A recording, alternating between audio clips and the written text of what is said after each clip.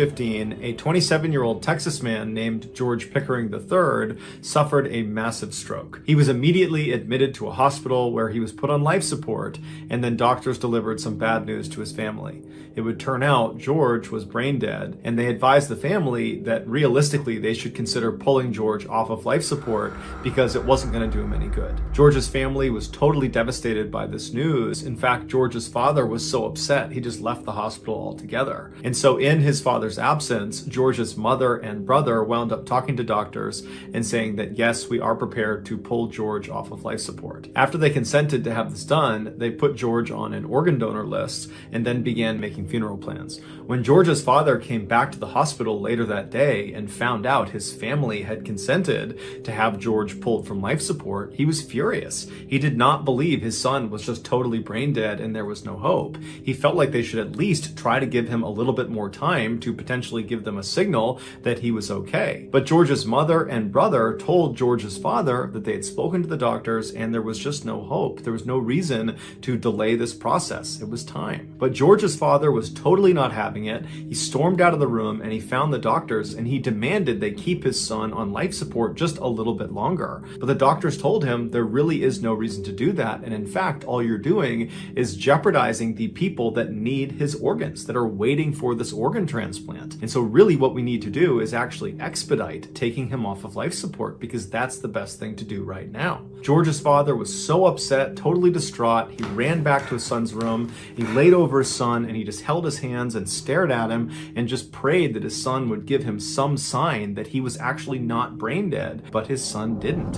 And before long, the doctors began filtering into the room to begin the procedure of removing his son from life support. And when they came in the room, George's father kind of snapped. He ran out of the room, he ran out of the hospital, he went out to his car and he got his gun and then ran back into the hospital, back into his son's room and aimed the gun at the doctors and ordered them to stop what they were doing and leave the room immediately. And so the doctors had not actually begun removing George from life support, so he's still on life support. And so once the doctors and everyone left the room, George's father walked over, he locked the door, and then for the next several hours, he just kept his gun aimed at the door as he laid over his son and just kept looking down in hopes that his son would give him some sign that he was not brain dead. And so finally, when the SWAT team arrived and was stacking up outside the door in the hallway, they began yelling into the room for George's father to put the gun down and let them come in. And George's father the whole time is just looking down at his son, hoping and praying that his son is just going to do something. And right as the SWAT team kicks in the door and comes into the room, George's father had reached down and grabbed his son's hand, and his son squeezed his hand back. And as soon as his father felt that, he dropped the gun and he surrendered peacefully to the SWAT team.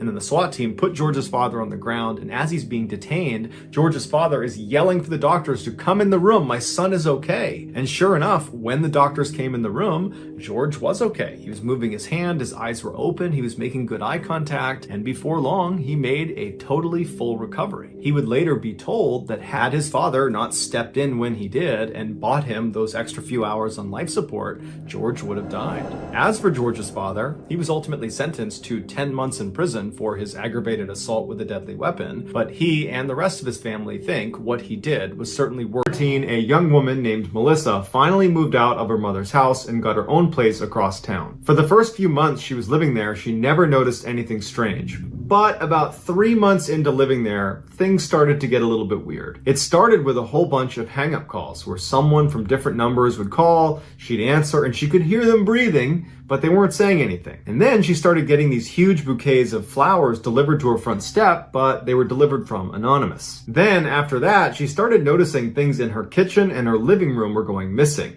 Things like plates, cups, drink coasters, salt shakers, forks and knives, little things, but since she lived alone and she was the only one moving these things, they really stood out. Melissa had this habit that every time she went to bed, she would unplug her TV. She had this irrational fear if she didn't do that, that it would spark a fire and her house would burn down in the middle of the night. So she was pretty obsessive compulsive about always making sure the TV was unplugged before she went upstairs to bed. And so one night, around the same time she's getting these hang-up calls and there's flowers being sent to her door and things are going missing, She unplugs her TV and she goes up to bed. The next morning, she gets up and comes downstairs and the TV's plugged in again. She convinces herself that, well, she must have forgot to unplug the TV. As rare of an event as that is, it has to be what happened. And so that night, she unplugs the TV and remembers looking directly at the plug, confirming that, yes, I've unplugged the TV. And then she puts it down and looks again at the outlet. It's not plugged in. It's definitely not plugged in. And then she goes upstairs to bed. The next morning when she walks downstairs, she had the sense of dread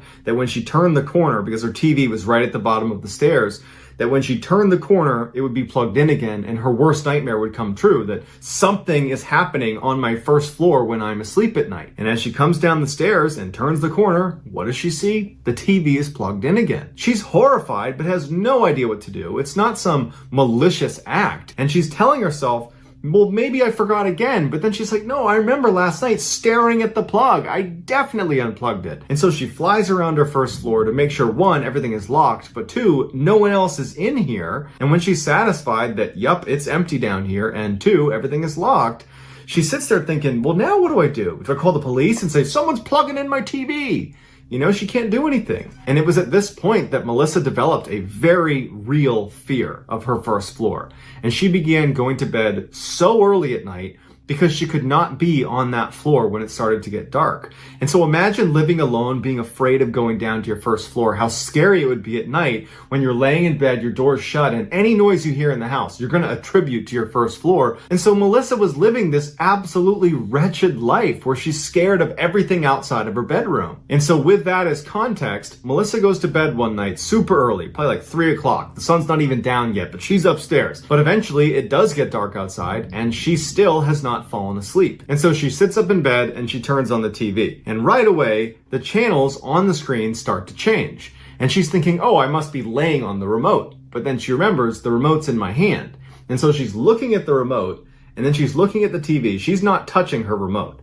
And the channels are still cycling. Now, Melissa had what's called a skybox, which means her downstairs TV was connected to her upstairs TV and vice versa. If one was changing the channel, in real time, the other changed the channel. And so as she's looking at her remote and not touching it, and looking at the screen as the channels are changing, it dawns on her that someone downstairs is changing the channels. And so frozen in fear, all she can think to do is turn off her TV because that's the one function that does not have any impact on the other TV. So she turns the TV off. And so in total darkness, in a house she's already terrified of, she is straining her ears to try to hear some sign that this is either something, someone's down there flipping through channels, or this is nothing, and I just happened to turn the TV on when the skybox was malfunctioning. And as she's sitting there, all she can hear is her own breathing, and she can feel the pounding of her heart in her chest. But she doesn't hear any sounds in her house. She doesn't hear the TV on. She doesn't hear footsteps, doors opening, none of that. It's silence in the house. So after what probably felt like an eternity, she just grabbed a pillow and clutched it in front of her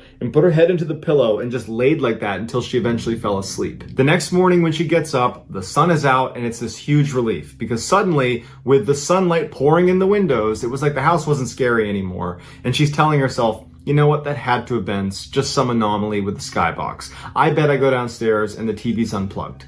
And so she goes downstairs and the TV is unplugged.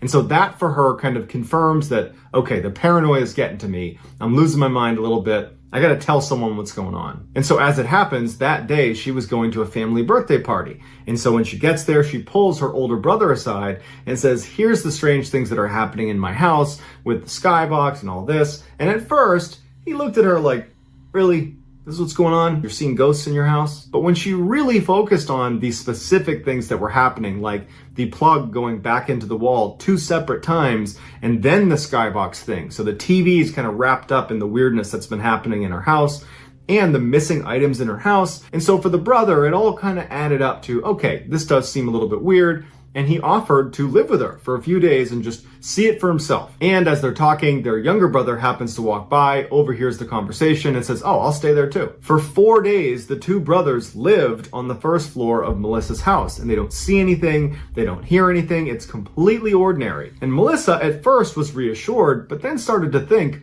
does that mean whoever's been doing this stuff is watching my house really closely and knows that I have, protection at my house right now and they're staying away? Does that mean I'm being watched really closely? And so finally, when her brothers are getting ready to leave after the 4th day, she was practically begging them to stay. She couldn't stand the idea of staying in this house. Her brothers reassured her that she had nothing to worry about, but if she experienced anything weird, anytime, any day, just call or text and they would be there in a heartbeat. Although she did not feel reassured, it was starting to get late, at least by her standards. It was like 3 o'clock, so the sun's getting close to going down, so she needs to go upstairs. So she goes back in her house and does like 20 trips around her house to confirm everything is shut, everything is locked, no one's in the house, everything is safe, and then she goes upstairs to bed. But like most nights, she was so scared of everything outside of her bedroom door that she couldn't sleep.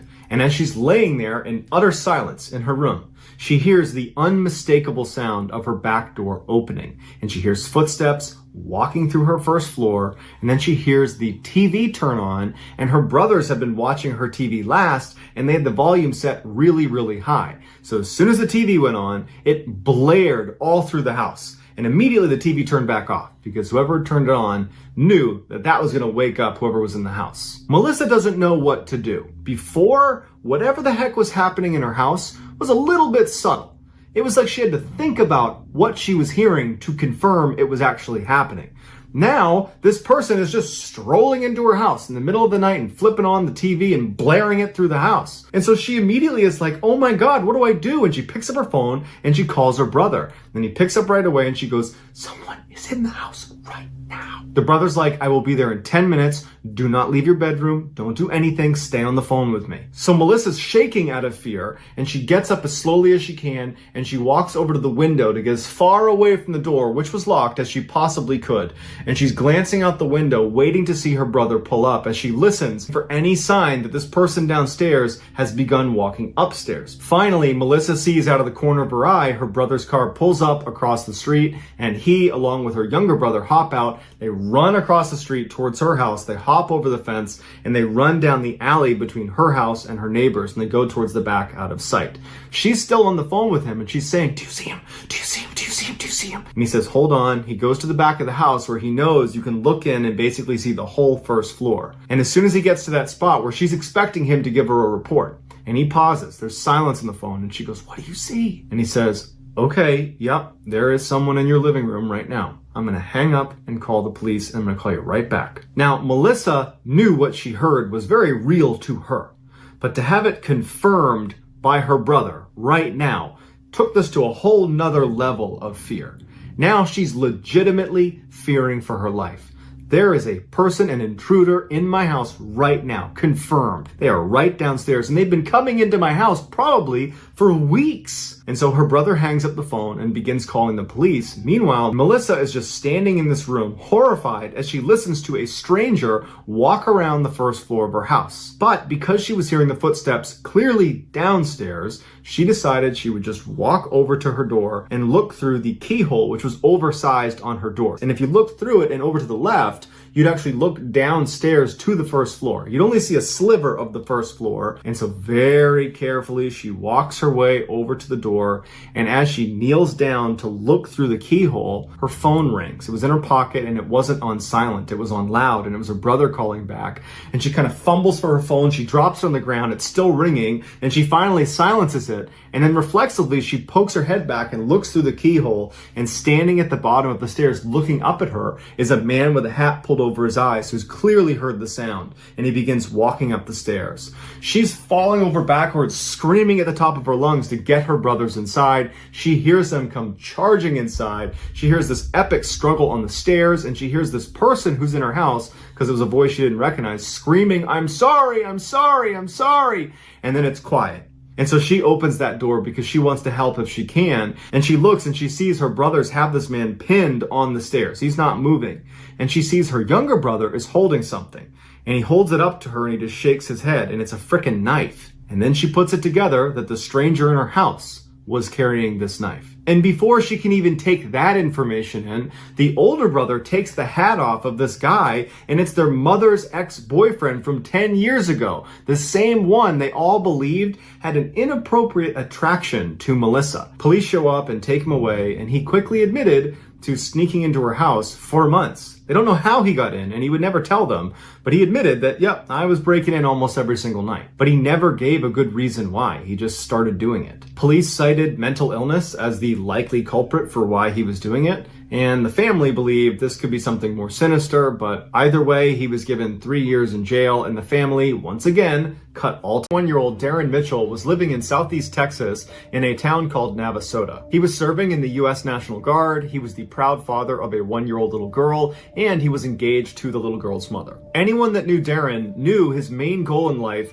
was to support his little beloved family. While he personally really wanted to go to a trade school, he ended up putting his dream on hold to raise money so his fiance could go to nursing school. And their plan was after she completed nursing school, Darren would then raise more money and go to school himself. That spring, southeast Texas was hit with record rainfalls. It seemed like for Darren, every time he went to and from work, the sky was always gray and the road was always wet. But of all the thunderstorms that passed through that area that year, there was none more powerful than the 24-hour thunderstorm that began on May 26th. That afternoon, Darren was on his way home from work. He was traveling along Texas State Highway 105. It was raining so hard that his windshield wipers literally could not keep up with the amount of water hitting his windshield. And so he eventually just had to slow way down just to make sure he didn't crash into anyone. He looked around him and the fields and the ditches next to the road were already filling with water because the ground was already completely saturated from all the rainfall over the past couple of months. Before long, Darren found himself stopping right in the middle of the highway behind this huge row of traffic.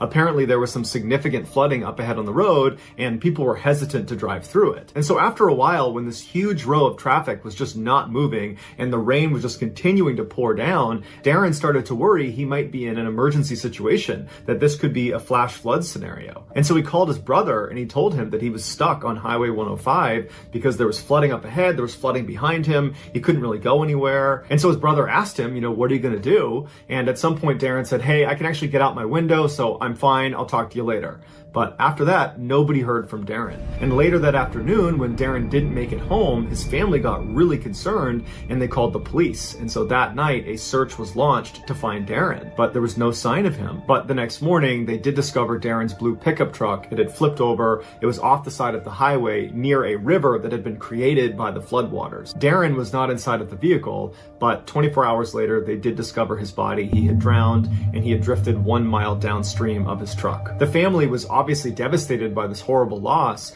but they just could not reconcile how he had been on the phone with his brother saying that he was going to be just fine to just a couple days later being found dead. And it would turn out there was actually a witness that watched what happened to Darren. She had been caught up in this flash flood as well, except she was in a vehicle that did not get swept away. And so she was watching Darren as the floodwaters raged around his vehicle, and she said he climbed out of the window and he got into the bed of his pickup truck, and then from the bed he moved up to the roof of his truck, and at this point the waters began pulling his vehicle, and so his vehicle became unsteady, and from her perspective it seemed like Darren did not like his odds on the roof of his truck, and so he climbed back inside of his truck. And then just a couple of minutes later, his vehicle was dragged into a deeper section of the water and it flipped upside down and was pulled under, and Darren did not reemerge. With this information, Darren's family was able to figure out that when Darren climbed back into his truck right before it flipped over, he posted something to Facebook that now, looking back at it, is unbelievably haunting.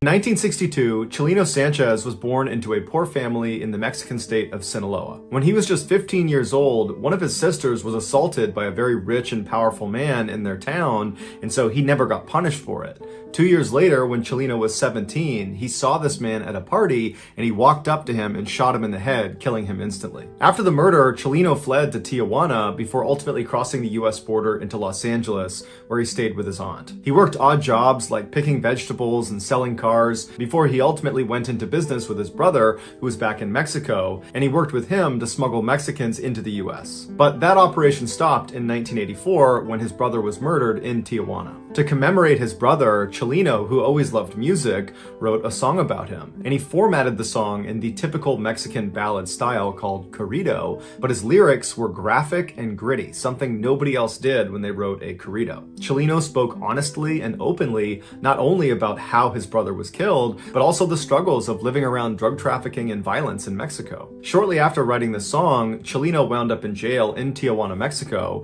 and while he was there, he would sing the song he wrote about his brother, and other inmates heard it and loved it. They had never heard a corrido sung like that, and so they asked Chileno if he would write songs about them and their exploits. Soon, Chileno was being commissioned by all these inmates in this prison to write their songs in exchange for money and for favors. When Chileno got out of prison, his unique songwriting abilities had spread beyond the prison walls to other criminals and drug traffickers and kingpins in Mexico, and before long, Chileno was being approached by those people to write their songs. His corridos pioneered a new subgenre of music called narco corrido for their ties to the narcotics industry. Some people today compare the style and lyrics of the narco corrido to gangster rap. By 1987, Chileno's music was not just being shared amongst his paying clients. It had spread into Los Angeles and all over Mexico and was becoming very popular, even though it wasn't being played on the radio because radios thought his lyrics were too graphic. And so it was spreading largely because of word of mouth and because Chileno himself would go to car washes and street corners and he would sell his cassettes to anybody who would take them. By 1991, Chileno was so famous that he actually went on tour, and everywhere he went, the venue would be completely sold out. But given what his narco corridos were about, largely about drug trafficking and the people that are involved in that ecosystem, the people that would actually come to his performances were often rough and dangerous people, or were at least tied to rough and dangerous people. In 1992, when Chileno was performing in California, while he was on stage, this 33-year-old guy rushed onto stage with him and drew a gun on him, and Chileno, who was always carrying a weapon himself, drew his pistol and fired at this guy first, and then what ensued was this crazy gunfight on stage, practically point blank, between Chileno and this guy, and they both managed to shoot each other. Chileno got shot in the lung, and this guy got shot in the mouth. They would both survive, but 8 audience members also got shot, and one of them actually died. This made international headlines, and by all accounts, should have devastated Chileno's career. But in fact, it had the opposite effect. It made him 10 times more famous because Chileno, he was representing narco corrido music. And so in being the face of that, he kind of represented drug trafficking and criminals and outlaws all over Mexico and in the United States. And so he was kind of representing a very tough group of people. And so for him to have stood his ground on stage and shot first at this guy coming to attack him, it made him look brave. It made him look like a warrior. It validated him as the right person to be the face of narco corridos. But Chileno also understood that this probably was not the last time that someone was going to try to hurt him. That in virtue of being the face of narco culture, there's bound to be people that are very violent that don't like him, and they might come after him too. And so he actually told his inner circle that he thought his days were numbered, that at some point someone was going to kill him. 4 months after the shootout, Chileno was back home in Sinaloa, Mexico, performing at a concert that his friends had told him he shouldn't do because he had lots of enemies in his hometown. But Chileno really wanted to do it. He got into the venue, he got on stage, his band was getting ready, thousands of people were coming into the audience, and before the show started, somebody handed him a note. And so Chileno takes the note, he's smiling, he's kind of looking around at the crowd, and then he looks down at the note and he reads it, and right away his expression completely changes. He looks distressed, he rubs his brow, he frowns, he kind of looks up at the crowd like he's looking for someone, and then he just goes blank in the face, and he's looking out like he's looking past the crowd. And it's this long period of time where he's just blank staring into the audience. And then all of a sudden he just snaps out of it, takes the note, puts it in his pocket, picks up the microphone, and proceeds to give one of his best live performances to date. After the concert was over, Chileno made a special effort to say bye to everybody in his band, and he said bye to some people in the crowd, and then finally, after this kind of long drawn out goodbye, he walked out the back door. Shortly after, he was kidnapped, tied up, and then shot in the back of the head, execution style. It would turn out that note he received on stage was from his killers, who we don't know exactly who they are still to this day,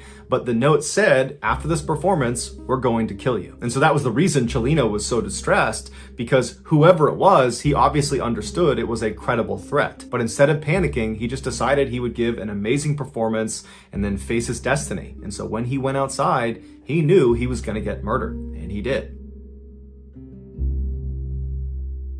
37-year-old David Blair was a senior merchant seaman working for the British shipping company called White Star Line. In February of that year, he was informed by his company that he would be the second officer of this massive luxury cruise liner that was still being built in Northern Ireland. As the second officer, David's primary responsibility was the ship's navigational operations, amongst other things. Now, David had handled these responsibilities on other ships, but he'd never done it on a ship of this size. This would easily be the most challenging thing David had done in his career to date. But he told his family he was really excited about it. David immediately moved to Belfast, where the ship was being built, and he lived there for 3 months until construction was done. On April 2nd, the final rivet was put into the ship, and it was launched successfully into the water. And then after that, David and the rest of the crew and staff got on board and they set sail. Their first stop was Southampton in the UK, and for this leg of the journey, it was just going to be the crew and the staff. 2 days later, they arrived without incident, and for the next several days, the ship remained in port as the crew prepped it for its first true maiden voyage, which was going to be to New York City. On April 10th, all preparations had been made, and finally it was time to allow the paying customers to come on board. And in just a couple of hours, thousands of people were on board this huge ship. And just hours before they were set to depart, David was given some bad news. His bosses at White Star Line had decided that this journey was too high profile, and while David certainly had experience, he didn't have a lot of experience with huge ships. And so he was being replaced with someone who did. Understandably, he was crushed, but more than this being a disappointment, this 11th hour change was a huge hassle. With literally thousands of passengers getting in the way all over the ship, David needed to scramble and run all over the place and collect all of his things in the cabin, up on the bridge, and various closets he had put things. He had to do that as fast as he could before the ship took off. And so finally, after doing that with his last armful of luggage in hand, he said goodbye to the crew and to the staff. He said best of luck to his replacement, and he walked off the ship for good. David, with all of his luggage, made his way to a hotel where immediately that night he wrote a letter to his family saying how disappointed he was, and then after that he went to bed. The next morning, when he was going through all of his luggage, he discovered that he had taken a key by accident from the ship. And this key was to a special closet that he was in charge of as the second officer that contained all of the ship's binoculars. And so he felt terrible, but there was nothing he could do. The ship had already left and was on its way to New York. And so the best he could do was he would mail the key back to them in New York when they got there. Back on board the ship, when they discovered this key was missing, they did figure out that David must have it because he was the only one who would have had the key, and it's a brand new ship, so nobody else would have had it. But they decided that it wasn't worth turning around to go get this key. They figured their lookouts were skilled enough they could spot any obstructions with their naked eye. Well, 5 days later, that ship, the Titanic, struck an iceberg and sunk, killing 1,500 people. One of the very few survivors was a guy named Fred Fleet. About what exactly happened in this story that I'm about to share with you. And so for transparency, in this video, I am going to rely on the narrative that was presented in court by the defendant. And so with that in mind, here we go. On the afternoon of December 3rd, 2012, a freelance photographer working for the New York Post newspaper named Umar Abbasi was walking down the stairs of the 49th Street subway station in New York City. This very busy station is located only a few blocks away from the very famous Times Square. And so after Umar made his way down to this underground subway station, he walked over to one of the big automated kiosks that looks like an ATM, and he purchased a subway ticket. And then with his ticket, he walked over to the turnstiles. He slid his ticket through the slot, pushed past the turnstiles, and was now standing out on the actual train platform. And from where Umar was standing, this platform basically was like a huge sidewalk that stretched all the way to his right a couple hundred feet and all the way to his left a couple hundred feet. And in front of this platform were the actual tracks down below, because the train, when it came out of the tunnel, it would actually come right up alongside this platform with almost no clearance between the platform and the train. As such, the leading edge of the platform, basically the lip of the train platform that's closest to the train tracks, has this big yellow line painted all across it to keep commuters from standing too close to the edge, because if a train came through, they could actually get hit by the train. And so as Umar is standing on this platform and he's looking left and right, it's totally crowded with people, and they're all kind of tucked back against the wall away from this yellow line. And so Umar decides he's going to turn right and wait at the right end end of the platform, just because he saw down at the far end there appeared to be a gap in people, and he figured he could stand right there. And so Umar begins navigating past all of these people on the right side of the platform, and for the most part, everyone he is passing either has their head buried in their phone, or they're listening to music, or both. Because the thing about riding trains, especially trains in busy cities, is none of the commuters want to talk to anybody else. They want to be completely left alone. And so as Umar is walking, everyone was basically doing that. But at some point, he did pass two people that were engaged in a pretty heated conversation. Umar had no idea what they were arguing about, or if they were even arguing at all. He didn't know who these people were, but he took mental note of the fact that two men were kind of bickering with each other. And so he walked past them, didn't give it much of a second thought, and he arrived at a gap in the gaggle of people waiting for the train. And there he just stood well back of the yellow line, where he pulled out his camera and began clicking through the images he had taken earlier in the day at an earlier photo shoot. And so as he's clicking through these pictures, he starts to notice that those two men who had been bickering before are now straight up yelling at each other. They're screaming obscenities at each other. It's not clear who's fighting about what or who was the aggressor, but it's very obvious that at this point they're fighting. And so Umar looked away from his camera and looked left down the platform towards these two guys. And so these two guys are about 100 to 125 feet away from him. And all the people that were standing in the vicinity of these two men are beginning to migrate away from them. They just don't want anything to do with them. Because the thing about being in subways, especially in cities like New York, is there's lots of people that go down into these train stations that are inebriated or mentally unstable. And so very strange and bad behavior is just kind of a normal thing, and people tend to just kind of ignore it. And so that's what's happening. People are kind of walking away from these two fighting men, doing their best to pretend it's not happening. And so Umar spent a couple more seconds staring down the platform at these two men, but eventually just shrugged and thought, you know what, whatever problems they have, they're not mine. And so Umar went back to his camera and continued to click through his pictures, when all of a sudden he hears a scream coming from the left side of the platform. But it was not a scream that sounded like it came from either of these two men. And so Umar looked up from his camera and looked left down the platform, and now he just sees chaos. It's people running away from these two men. People are running to get away from whatever is happening around them. And so Umar's thinking these men must have come to blows and they're now fighting actively, physically with each other. But when finally the crowd kind of cleared for a second, he saw a woman pointing down at the train tracks right in front of where those two men had been standing. And so Umar looks at the woman and he follows her finger down onto the tracks, and he sees there is now a man, one of the two men who had been fighting, laying face down on the train tracks. And then, to Umar's horror, he looks up down the tunnel where the train would come out of, and he sees the headlights of the train. It is now coming into the station. And so Umar starts running down the platform to try to get to this man to pull him out of the tracks. And as he's running, he pulls out his camera and he turns the flash on and he holds the shutter down and he aims it at the train conductor to hope the flashing of his camera will alert the train conductor to put on the emergency brake and stop the train before he hits this guy down on the tracks. And so as Umar is running, trying to signal this train conductor, the man down on the tracks tries to stand up, and Umar sees he's really struggling to stand. And when he finally gets up, he turns and he grabs the edge of the platform and he tries to pull himself up and out of the tracks, but he doesn't have the strength or the coordination. And as Umar is getting closer and closer, but he's still too far away to help, he sees that this guy down on the tracks is not going to be able to get out of there before the train hits him.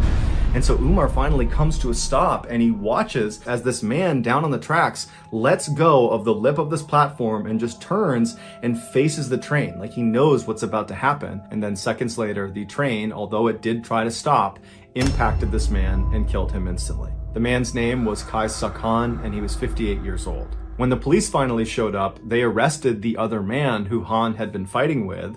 He was a 30-year-old named Naeem Davis, and Davis would actually tell police that he had been fighting with Han and he had pushed him onto the tracks, but it was in self-defense. However, that self-defense story didn't stop him from being charged with murder. While Davis sat in jail waiting for his trial, the media and the public at large had already come to the conclusion that Davis was guilty. And this was due in large part to a particular picture. As Umar was running down the platform, holding up his camera, holding the flash down, trying to flag the train conductor to get him to stop, Umar was also taking dozens and dozens of pictures. And those pictures were picture of Han right before he was struck by the train. And so after Umar ultimately discovered he had taken these pictures, he gave them to his employer, the New York Post newspaper, and the day after the incident, they ran on the front page a picture of Han right before he's about to be killed with the headline, "Doomed." And so once the public saw this picture,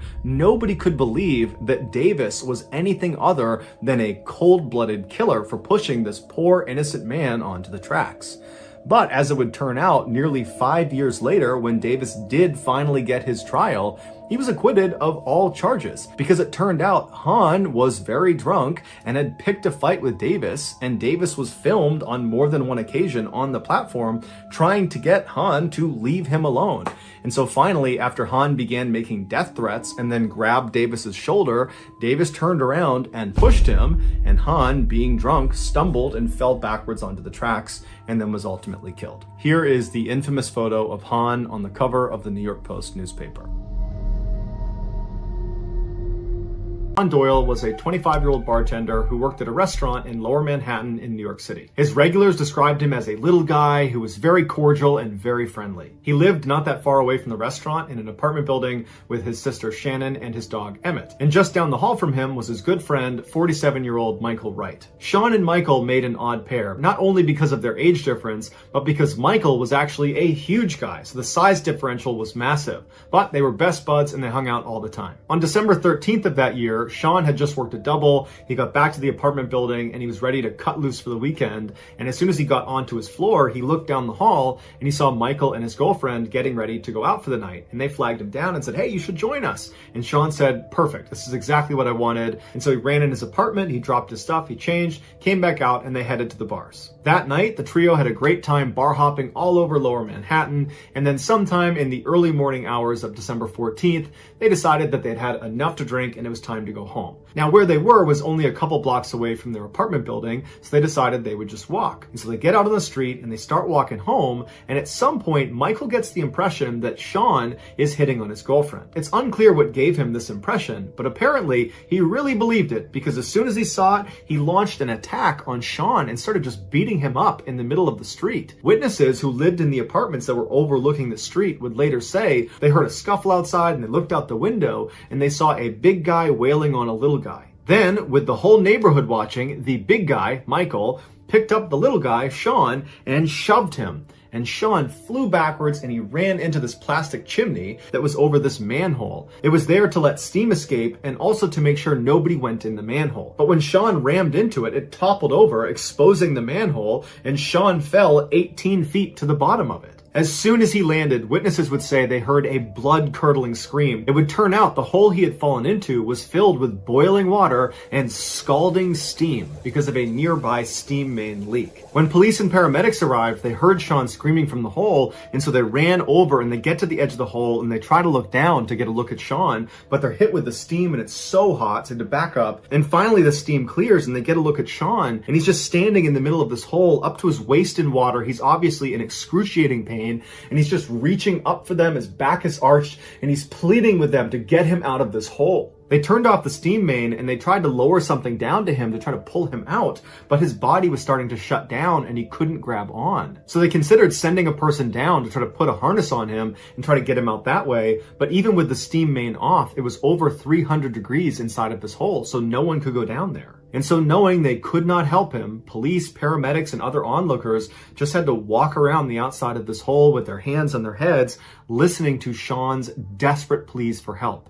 And finally, after 10 minutes of agony, it went quiet. It would take 4 more hours for that hole to cool off enough that they could send someone down to retrieve his body. Judy Melinek, the famous New York medical examiner who did Sean's autopsy, wrote in her book, Working Stiff, that Sean's death was the worst one she'd ever seen in her entire career. His fight with Michael and his fall into the hole did not contribute to his death. His actual cause of death was being steamed alive. But what makes this the worst death ever is that steam burns, no matter how severe, do not destroy nerve endings the way flames do, which means Sean would have felt everything. Michael was charged with second-degree murder. However, it's not listed online whether or not he was found guilty or what his sentence. A 10-year-old boy named Eben lived on a farm in North Carolina. This was not a typical farm with animals and crops. It was a pine tree harvest tree. Pine needles are a big landscaping commodity, and Evan and his family made their living baling pine straw every year. As such, their main living house on the farm was situated right in the middle of 550 acres of perfectly lined up pine trees. They did not have any neighbors nearby, and there was only one road that led into the property, which from the main house, they could look out and basically see through the rows of trees all the way to the beginning of this road, which meant any visitors were really easy to spot. The main house was built on a very slight hill, which meant one side of the house was effectively built on stilts to compensate for the angle. And on that side of the house, on the first floor, was the living room. So anyone who was in the living room looking out the window, they'd basically need to look at a downward angle to see the ground. It would actually seem like you were on the second floor, but really you're on the first floor. The window in the living room was very unique. It stretched almost the entire length of the room, so almost 50 feet across. And at night, you could see animals darting between the different trees because you could see down the rows. And so that was pretty creepy. And then just the fact that this window is so big, if you're in the living room at night, you just felt really exposed. So between the creepy animals running around and the level of exposure and vulnerability, people basically avoided the living room anytime they were in the house at night. That winter, Evan's cousin came to stay with him on his farm, and because the main house did not have any extra bedrooms, Evan and his cousin would have to sleep in the living room. There were two couches inside of the living room, one that was right underneath the 50-foot long window, and then another which was on the other side of the room against a wall that did not have a window.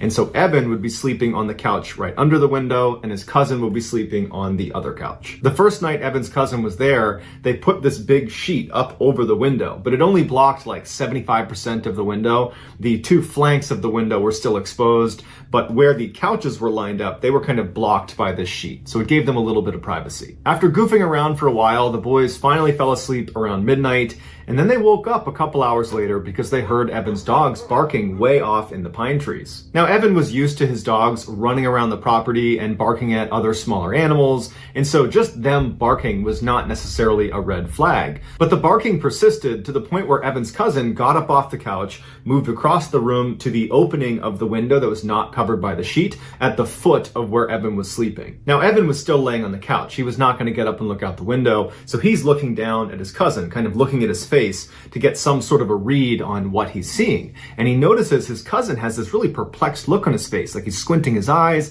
and trying to make sense of what he's looking at. And so Evan looks at him and says, "Hey, what's going on? What do you see?"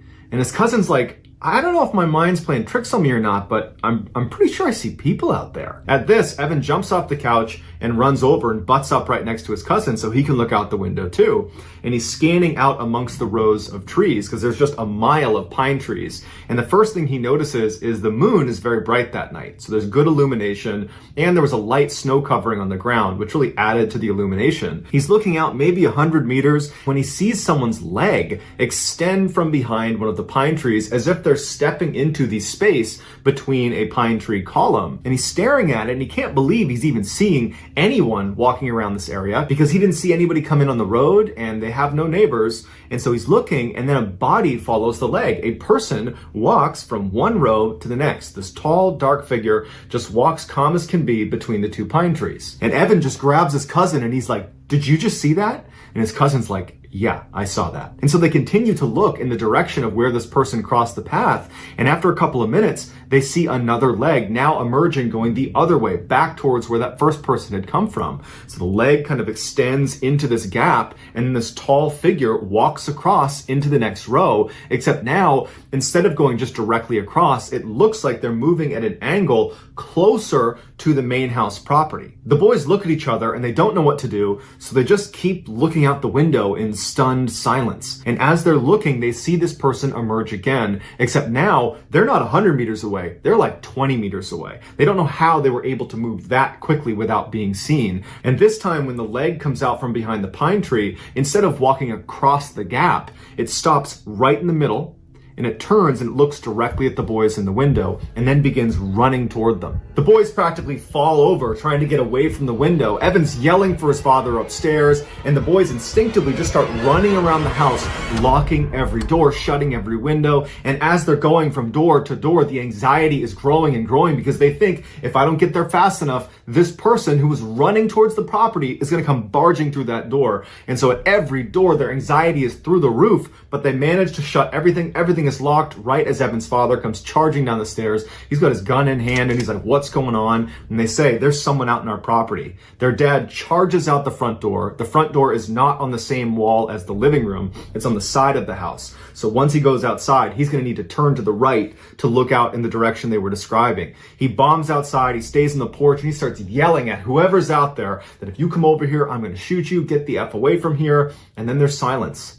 And the boys are waiting, they're looking around, they're checking the window. They don't see anything. The dad comes back inside, he shut and locks the door, and he tells Evan, keep an eye out. If you see him again, you let me know. Evan would reflect on this experience later on and say, you know, we really should have called 911 at that point. But as a kid, I just understood that that's the way my family did business. We kind of took care of ourselves. And so even though there is a threat of some stranger who's running at our property, we were not going to call the cops. And so his dad effectively was telling him to be a lookout. And so Evan and his cousin, they go back into the living room and they kind of go up to the window. They're a little bit apprehensive and they're looking out. And after 5-10 minutes of looking out the window and not seeing anything, they're thinking to themselves, you know, Evan's dad's a pretty intimidating guy and he was just out there screaming and yelling with a gun, threatening to shoot them. So they probably got the message and they're probably gone.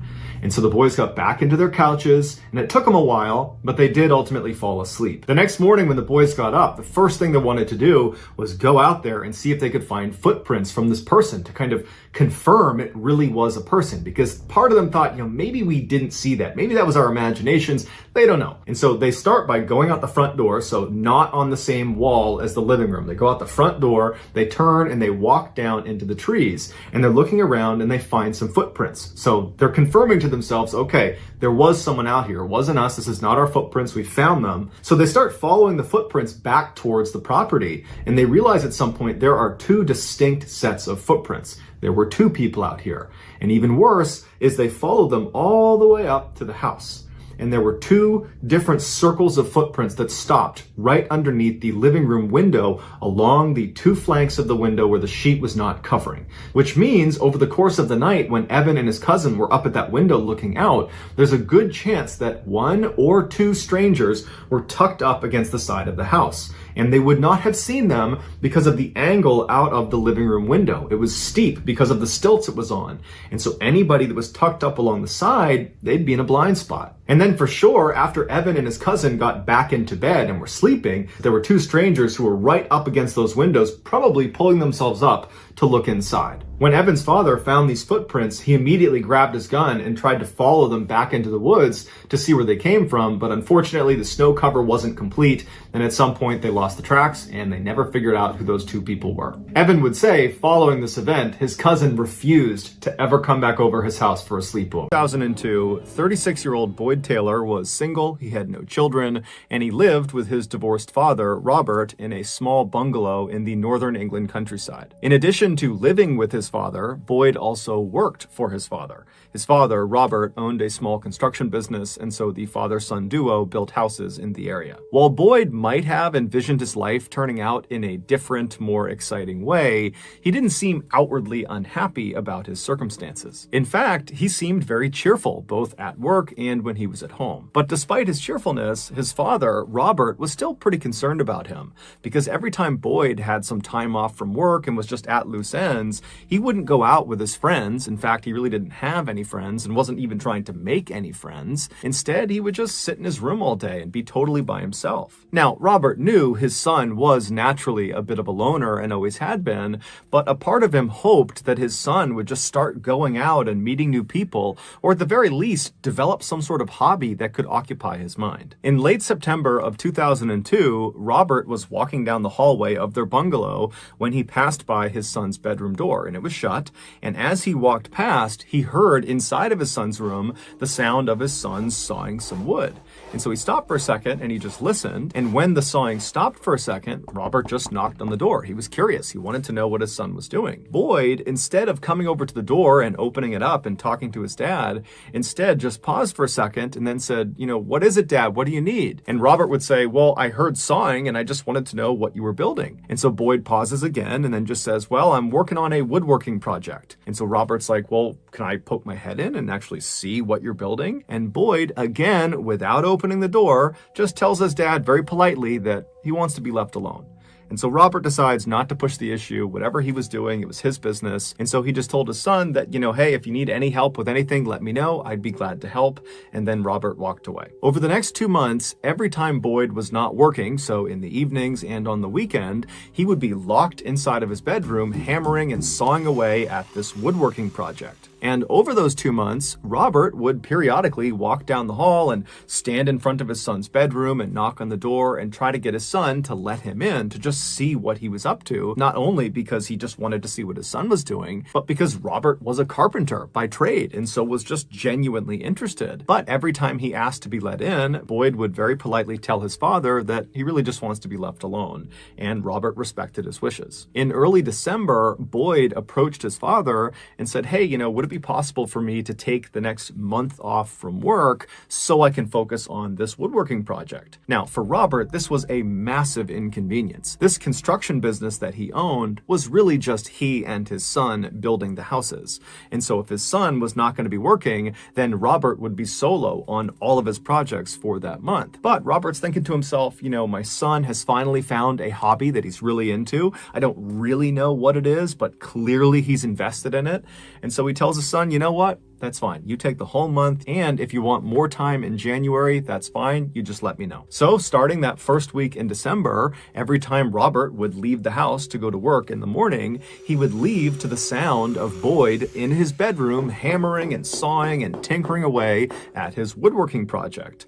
And then several hours later, when Robert finally came back home, he'd walk into the house, and the first thing he would hear is his son still in his bedroom, still hammering and sawing away. When December finally ended and Robert expected his son to be done with his project and to finally show him what he's been working on, Boyd approached him and said, well, Dad, I'm not quite done with the project. I need about 2 more weeks. And so Robert said, no problem. We'll talk in 2 weeks. So December rolled into January, and Boyd just continued to work all day long inside of his bedroom. Then on the evening of January 7th, Robert was home. He was watching TV in the living room, and Boyd was hard at work in his bedroom right down the hall when Robert decided he was tired and he was going to go to bed. So he stands up, turns the TV off, he leaves the living room, he goes down the hallway with his son's room on the right, and as he passed, he can hear his son at work, and he kind of yells to his son that he's going to bed, and then Robert goes into his bedroom, crawls into his bed, and falls asleep.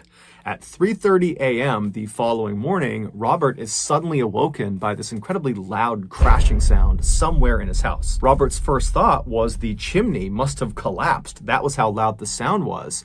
And so he leaps out of his bed, he runs out of his door, he goes down the hallway, past his son's room, into the living room, and he looks at the fireplace, which is in the TV room, and clearly the chimney has not collapsed onto itself. And so he's standing there thinking, what else could that sound have been? And then he's thinking to himself, well, did I really hear that sound, or was that sound in my dream? And I kind of thought it was real, but it really wasn't. And so just to be sure, he walked all around the house, kind of seeing if there were any signs of something big falling and crashing on the ground, but the house seemed totally in order. And so he walked back down the hallway towards his bedroom, and he stopped right outside of his son's room, and he considered knocking and waking his son up to see if maybe he had heard this loud sound too. But when he listened to the door, it was quiet inside, so he figured, what, my son's asleep, I'm not going to wake him up for this. And so Robert just went into his bedroom and he went back to sleep. A few hours later, Robert got up and he left his bedroom, he went into the kitchen and he made himself some food. And as he's preparing his food, he's realizing that he doesn't hear the sound of Boyd working in his bedroom, because normally Boyd would be working that early in the morning, but he wasn't. And so right before Robert left to go to work that day, he actually walked down the hall and listened to his son's bedroom to hear if maybe he was at work in there, but he just hadn't heard him. But it was totally silent in the room. And so he reached down to the doorknob, thinking maybe he could just poke his head in and see if his son was on his bed. But when he tried the doorknob, it was locked. So Robert just thought to himself, okay, I guess Boyd is sleeping in this morning, and so I'm not going to bother him. And so Robert leaves the house, he gets into his truck, and he drives off to work. And then several hours later, he comes back to the house at night, and he walks inside, and the first thing he hears is nothing. It's silent. And this house in the evenings for the past several months was never quiet. Boyd was always hammering, sawing, and tinkering away at this woodworking project. And so right away, Robert's thinking to himself, maybe he's done with the project and I can finally see this thing he's been working on. And so Robert drops his stuff at the door and he walks down the hallway. He goes to his son's bedroom door and he knocks and he says, "Hey, Boyd, are you done with your project?" But he's met with silence. And so Robert reaches down again and tries the doorknob, but it's locked. And so Robert's standing there thinking, it's too early for him to be asleep. And so he yells out for Boyd, "Hey, what's going on? Where are you? I haven't seen you today. Come out here. Come talk to me." But again, it's silent. And so Robert's thinking, okay, well, when I pulled in, was his car in the driveway? And he can't remember. And so he leaves the house, he goes out to the driveway, and sure enough, there's Boyd's car. It's in the driveway. So he has to be here. And so suddenly Robert's starting to feel a little bit panicked about his son. He runs back into the house and he just starts screaming his son's name as he goes room to room into the bathrooms and the other bedrooms to see if he's in there, but he's nowhere to be found. And so operating on a gut instinct, Robert just runs right out to his car. He gets a sledgehammer, comes back in the house, goes down the hallway, and he's standing in front of his son's bedroom door. And one more time, he yells for his son and bangs on the door, tries to get his son's attention. But after once again there being total silence, he picks up his sledgehammer and begins breaking the door down. And after a couple of swings, he manages to pop off the locking mechanism, the actual doorknob. That gets blown off and he can push the door open and he sees inside the bedroom is empty. There's just a bed and a dresser and there's no Boyd. But in the back right corner of the room, where normally there was like this alcove, basically a segment of his room kind of jutted away from the rest of the space, almost like it was a closet but with no door on it, Boyd had clearly built a wall and door over that alcove, kind of creating a sort of sub-room within his bedroom. And this door was shut. And so Robert immediately runs over to this new second door. He tries the doorknob, it's locked. He yells for his son, but again, after silence, he picks the sledge up and begins trying to break this door down. And after a few good swings, like the first door, he was able to knock the doorknob off of the door. And then he reached down and he pulled the door open. And what he saw on the other side of this door, inside of this little sub-room, was so far from anything he ever expected that he just stood there in stunned silence. And then eventually reality kind of kicked back in and he ran out of his son's room and he called the police. 3 months earlier, Boyd had decided he wanted to build this very specific device that was invented in 1789. Now, he didn't want his father to know about this device, and so he built that door and wall frame in front of that alcove specifically so he could build this device inside of this new sub-room in privacy. He also always made sure to lock his main bedroom door. So for 3 months, Boyd began constructing this 8-foot tall, 3-foot wide structure inside of the subroom. And once the shell of this device was constructed, he began installing all of its inner workings. These included things like various lengths of wire and clock timers and a jigsaw, which is like an electric saw. And then finally, on January 7th, it was complete. So that night, Boyd blew up an air mattress and he slid it inside of the subroom right underneath this ancient machine he had built. And then after that, he went and locked the main bedroom door. He went into the subroom himself and shut the subroom door and locked that. And then he pulled 12 sleeping pills out of his pocket, swallowed those, and then laid down on this air mattress on his back, looking up at the inner workings of this machine. And then once he was positioned the way he wanted to, he reached over up inside of this machine and he felt around for a button that he had placed. He pressed that button and then he put his hands over his chest and he laid there looking straight up until the sleeping pills kicked in and he fell asleep. That button he pressed right before he passed out from the sleeping pills started a timer, and when that timer went off, it would actually activate this whole device. And so several hours after pressing that button, the timer finally went off at 3:30 a.m. The first thing that happened when this device was activated is the jigsaw, the electric saw, began sawing this wire. Now the wire had been very intentionally placed against the teeth of this jigsaw, and so it's cutting this wire, and this wire is supporting this weighted down heavy angular blade that's pointing straight down. And so as soon as this wire is cut, it releases the blade, and the blade that almost looks like this oversized axe head begins falling straight down this chute, and the chute aims the blade directly onto the front of Boyd's throat. Boyd's woodworking project was a guillotine, and that loud crashing sound that woke Robert up at 3:30 in the morning on January 8th That was the sound of the blade of this guillotine crashing down and decapitating his son. Even though Boyd did not leave behind a note explaining his actions, it was determined Boyd's death was in fact a suicide, a very complicated and deliberate suicide. Boyd's father and other people involved in this case have come to the conclusion that Boyd was clearly showing signs of depression before he chose to take his own life. And so maybe if Boyd had reached out for help, or if there had been some sort of intervention, his death could have been prevented. And if you or anyone you know is struggling with mental health, remember, you are not alone, no matter how bad it feels. Late on the night of Friday, September 18th, 2015, a 45-year-old man named Lattori Barman stumbled down a pitch-black street in a small village in central India. Lattori was stumbling because he was very, very drunk.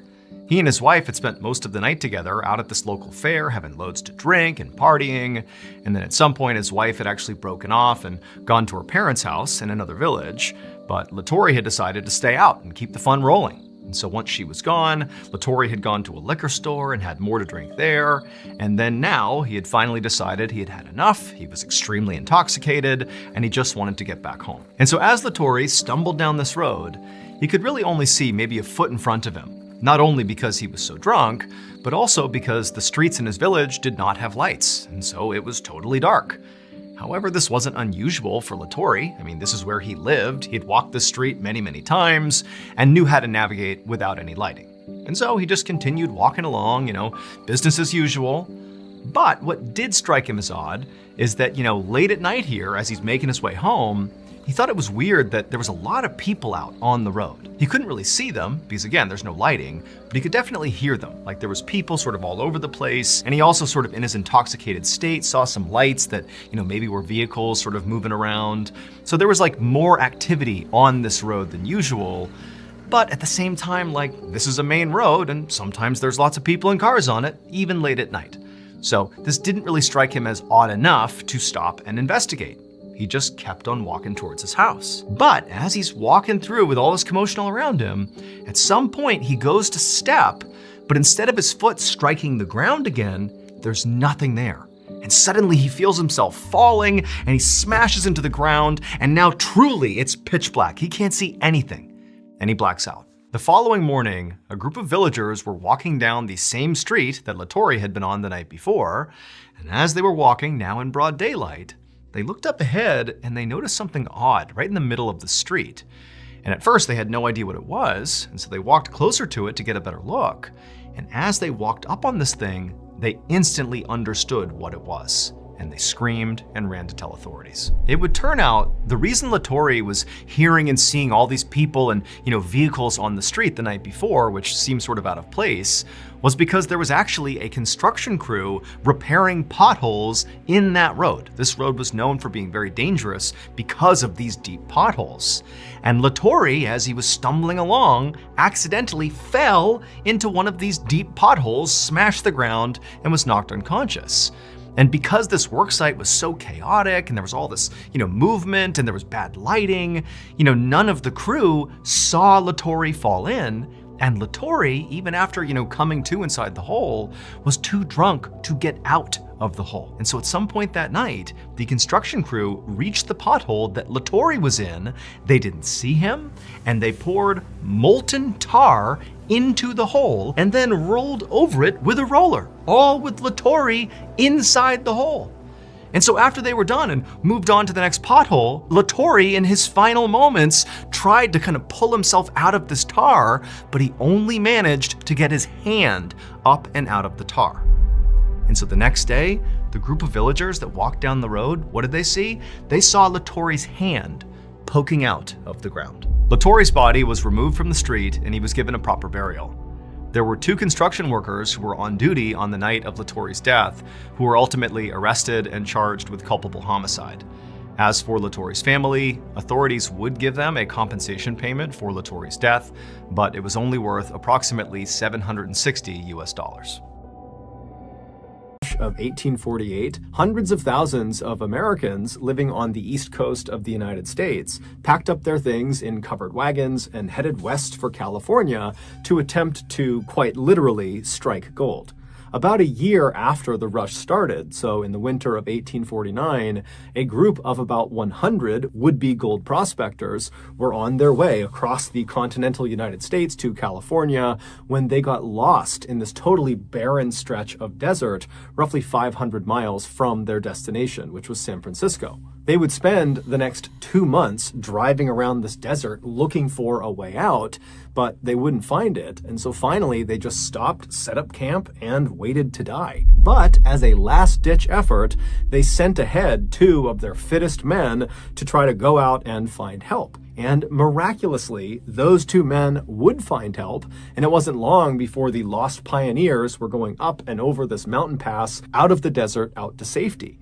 And so as the pioneers are cresting this mountain, one of the pioneers turns and looks down at the desert valley below where they almost all died. And he famously said, "Goodbye, Death Valley," and the name stuck. While Death Valley has since become a very popular tourist destination for adventurous people, it is still truly one of the harshest environments on the planet. In addition to just being a big open desert, which presents a whole host of problems to any mammal, Death Valley also becomes one of the hottest places on the planet every summer. The temperatures soar to 120 degrees Fahrenheit and sometimes get as high as 136 degrees Fahrenheit. It's the kind of place where if you don't respect it, it will kill you. In 2005, a 35-year-old man named Robert Darmer, who lived in Los Angeles, California, decided he wanted to take a trip into Death Valley.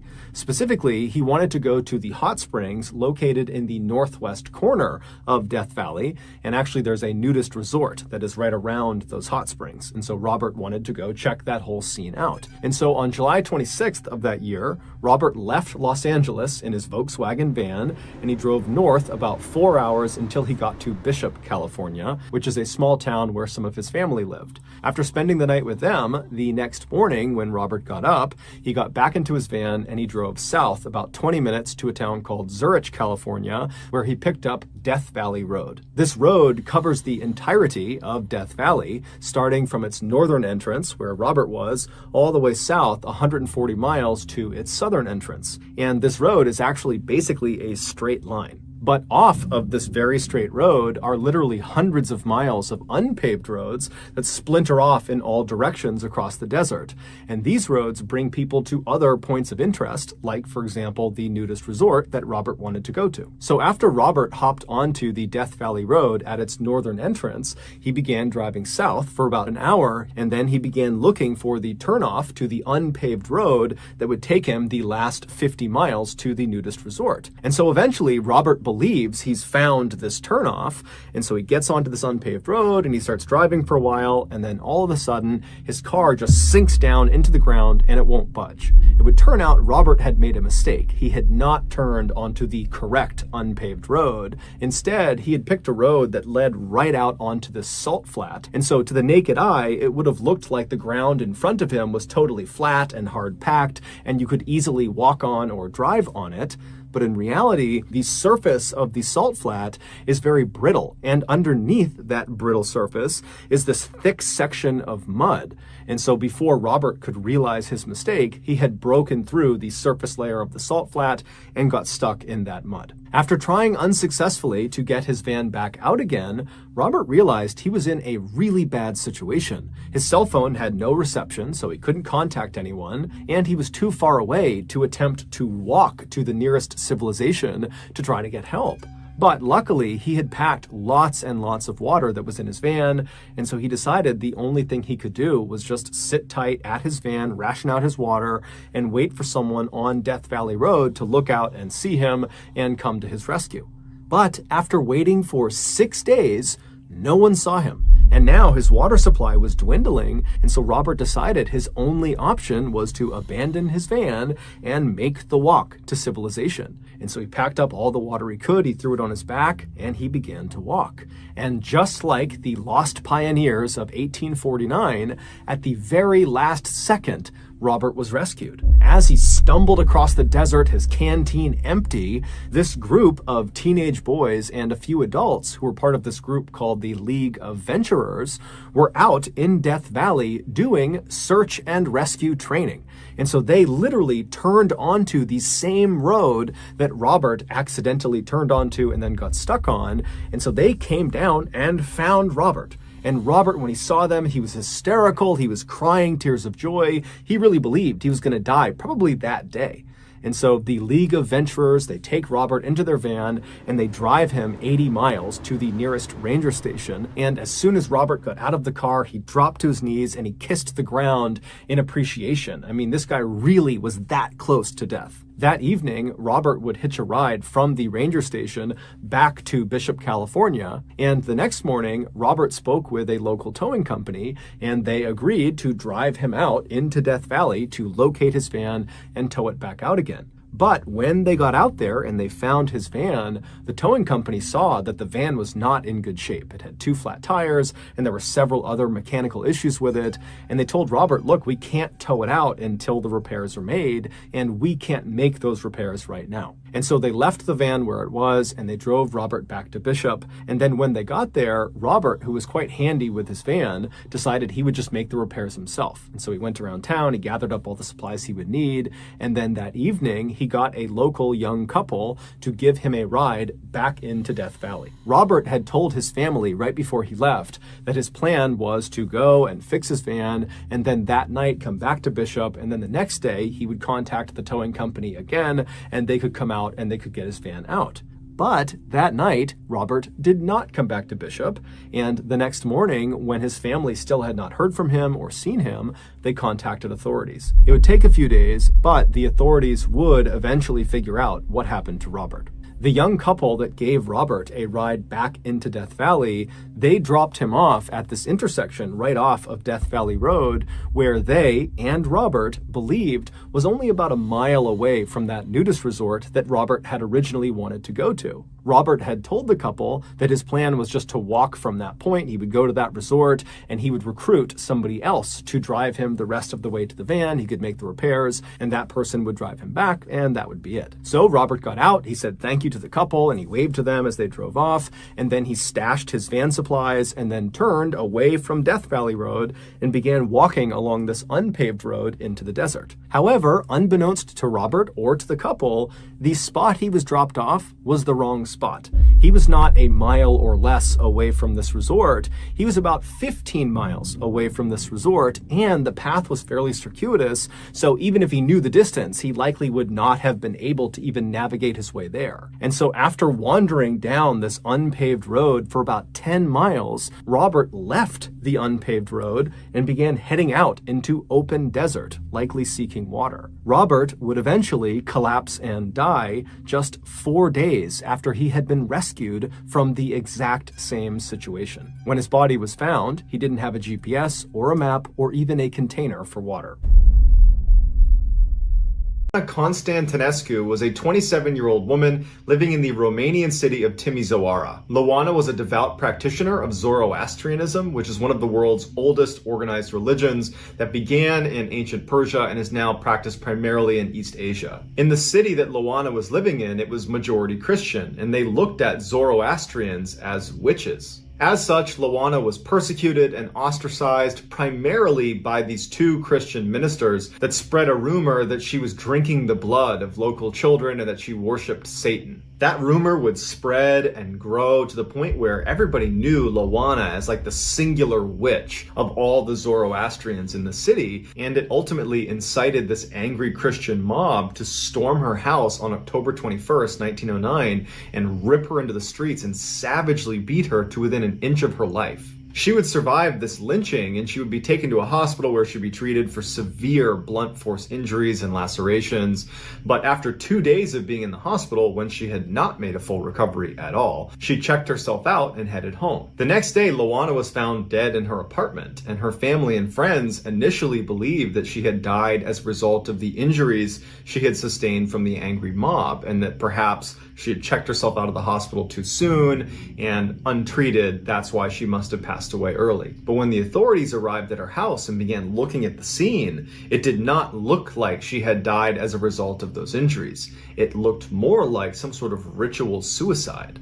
She was laying on this sofa with her arms over her chest. Next to the sofa was an altar that was adorned with strange occult symbols and ritual herbs and effigies. And on the altar was this goblet with deep, dark red stains on the inside. When they looked at Loana, even though she was fully dressed, underneath her sleeves were all these cuts on her arms, and there were cuts on her legs as well. After her autopsy, the medical examiner said she had died from a combination of blood loss and internal shock from ingesting massive quantities of blood that triggered cardiac arrest. Loana had been draining her own blood into the sacramental goblet, drinking it, and then doing it over and over again until she died. Locals believed that that was not just a ritual suicide, but rather she was placing a curse on her enemies. Almost immediately following her death, those two Christian ministers that had spread those rumors about her that led to the mob coming and attacking her, they both died of an extremely rare blood-borne illness. And then immediately following their demise, the two primary vigilantes that actually organized that mob that would attack Loana, they both died. One was hit by a falling tree and another died in a fire. And according to more recent accounts, Loana's curse didn't end with the death of her tormentors. There have been dozens of reports of people after seeing this image, which is of Loana after she was discovered by authorities in her home, that they will have bouts of extreme sleep paralysis. These are people that have never had sleep paralysis before, that this picture somehow induces sleep paralysis in them, like they're cursed by Loana. And so now that you've seen this image, you're cursed too. So, inside of a massive Japanese superstore called Jusco in Wakachi City were suddenly aware of a loud commotion. When they went to investigate, they found a thin young woman with a young baby strapped to her chest, grappling with an older man. Initially, onlookers didn't know what to do. They stood there shocked at what they were seeing. Then the woman yelled out, "Thief!" The man she was fighting with was in his late 60s, and he had pinned the woman and her baby up against this bank of ATMs, and his fists were clenched like he was holding whatever it was he took from her. Three men from the crowd immediately jumped into action and wrestled the man off of the woman and pinned him to the ground and began trying to pull his hands open to take out whatever he had stolen from this woman, but the man would not unclench his fists. And so these three men yelled out to the police that happened to be nearby. They ran over and jumped on top of this guy and handcuffed him, and the man, as he's laying on the ground, is yelling out that he did nothing wrong, and then onlookers would say he began moaning very strangely before he began violently vomiting before falling unconscious. While the police waited for emergency services to show up and take this man to the hospital, they were able to open up his fists and discovered the only thing he was clutching was his own bank card that was now bent in three places. The wallet he had on him belonged to him, and the bags that were lying on the ground all around him only contained some pet supplies that he had recently purchased. It did not appear he had actually taken anything from this woman. And speaking of this woman, the police were so caught up in the chaos of the moment that they hadn't even thought to look around for the victim to see if she was okay. So they poked their heads up and start looking around the crowd for this woman, but she's nowhere to be seen. And so they asked the crowd, do we know who she is or where she went? And nobody knew. The police did think it was odd that this woman had walked off without talking to them first, but they figured if she walked away, then everything must be fine. And so they labeled the incident an attempted robbery, and they closed the case. The following day, the older man, who became known as Mr. A by police, died at the hospital as a result of heart failure caused by extreme stress. When the police found out about this, they simply went into the case file, updated it to show the suspect had died, and did not investigate further. But Mr. A's family refused to believe he had just attacked a young woman and her baby. It was completely out of character. He was a gentle retiree who had spent 40 years working for a chemical manufacturer and now was collecting a pension and working part-time as a security guard. He lived with his wife, his children, and his grandchildren, and he lived about a kilometer away from the Jusco, where he had gone that day to get some hamster food for his grandson's hamster. His family pleaded with police to reopen the case and investigate this woman because she must have done something to start this altercation. The police initially resisted, but ultimately conceded and said, okay, we'll check the CCTV camera footage at the Jusco to make sure we didn't miss anything. And what they discovered terrified them. A camera overlooking the ATM bank where this whole scuffle went down picked up this woman about 5 minutes before Mr. A walked into frame. She was standing in a corner just off to the side of the ATMs, and she did appear to have a 2-year-old or 1-year-old strapped to her chest, and she was just standing there motionless with her back to the corner looking down. And then when Mr. A came into frame, he appeared to pull some money out of the ATM. He had bags all over his arms. He turned around after getting his cash and started walking away. And as soon as he does, the woman in the corner suddenly becomes animated. She lifts her head up and walks straight past him, skimming his chest with her hand as she passed. And right after she did that, it was like Mr. A had a reaction to being touched by her, and he instinctively grabbed her arm, and that's when the struggle ensued, and that's when the woman yelled out "thief," although it's clear from the footage that she is the aggressor, not Mr. A. And then at some point, the 3 men jump out of the crowd, they pull him to the ground, the police show up, and then at some point during this chaotic melee, the woman just stands up and meanders her way into the crowd and disappears. Although the police searched every piece of footage in and around this ATM all around the time of the incident,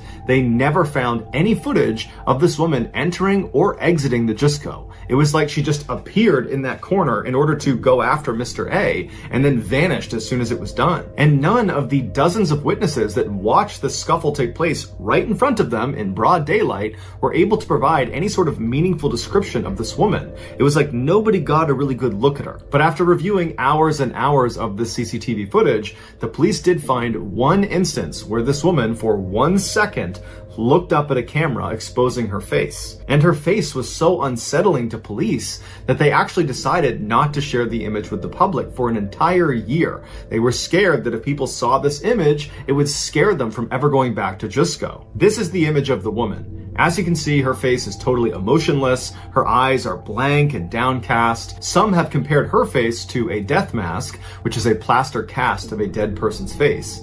Other people have said she doesn't even look human. After seeing the CCTV footage, Mr. A's relatives sued the police for detaining him and pinning him to the ground despite his obvious medical distress as a result of whatever this woman did to him. Eventually, they did reach a settlement, but what they really wanted was an explanation for who this woman was.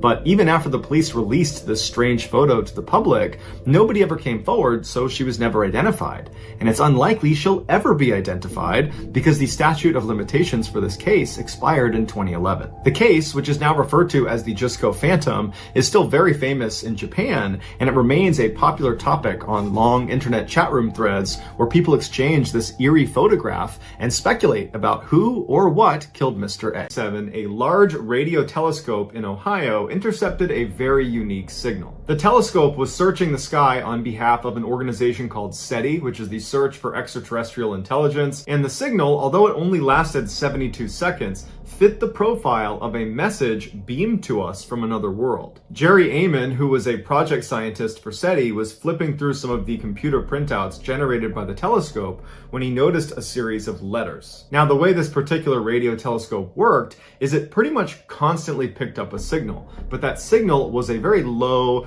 background hum of static. And that was represented in 0, 1, 2, 3, 4, 5. All those low numbers are representative of that basic background sound that they just write off. It doesn't matter. Occasionally, the telescope would pick up a higher number on the readout, like a 7, an 8, a 9, and even above that, it transitions to letters to represent louder radio signals. But all of those higher signals had a rational explanation. Either they were anomalous or they were tied to something very natural and ordinary. But that particular night in 1977, as the telescope swept across the sky, it picked up a signal that was so strong it surged past 0 through 9 and made its way into the letters all the way up to letter U, and it held it for 72 seconds, representing a signal that was 30 times stronger than what this telescope normally picks up as its baseline. And after those 72 seconds, the telescope eventually passed it, and that signal dropped all the way back down. So when Eamon saw this amazing string of letters representing this radio signal,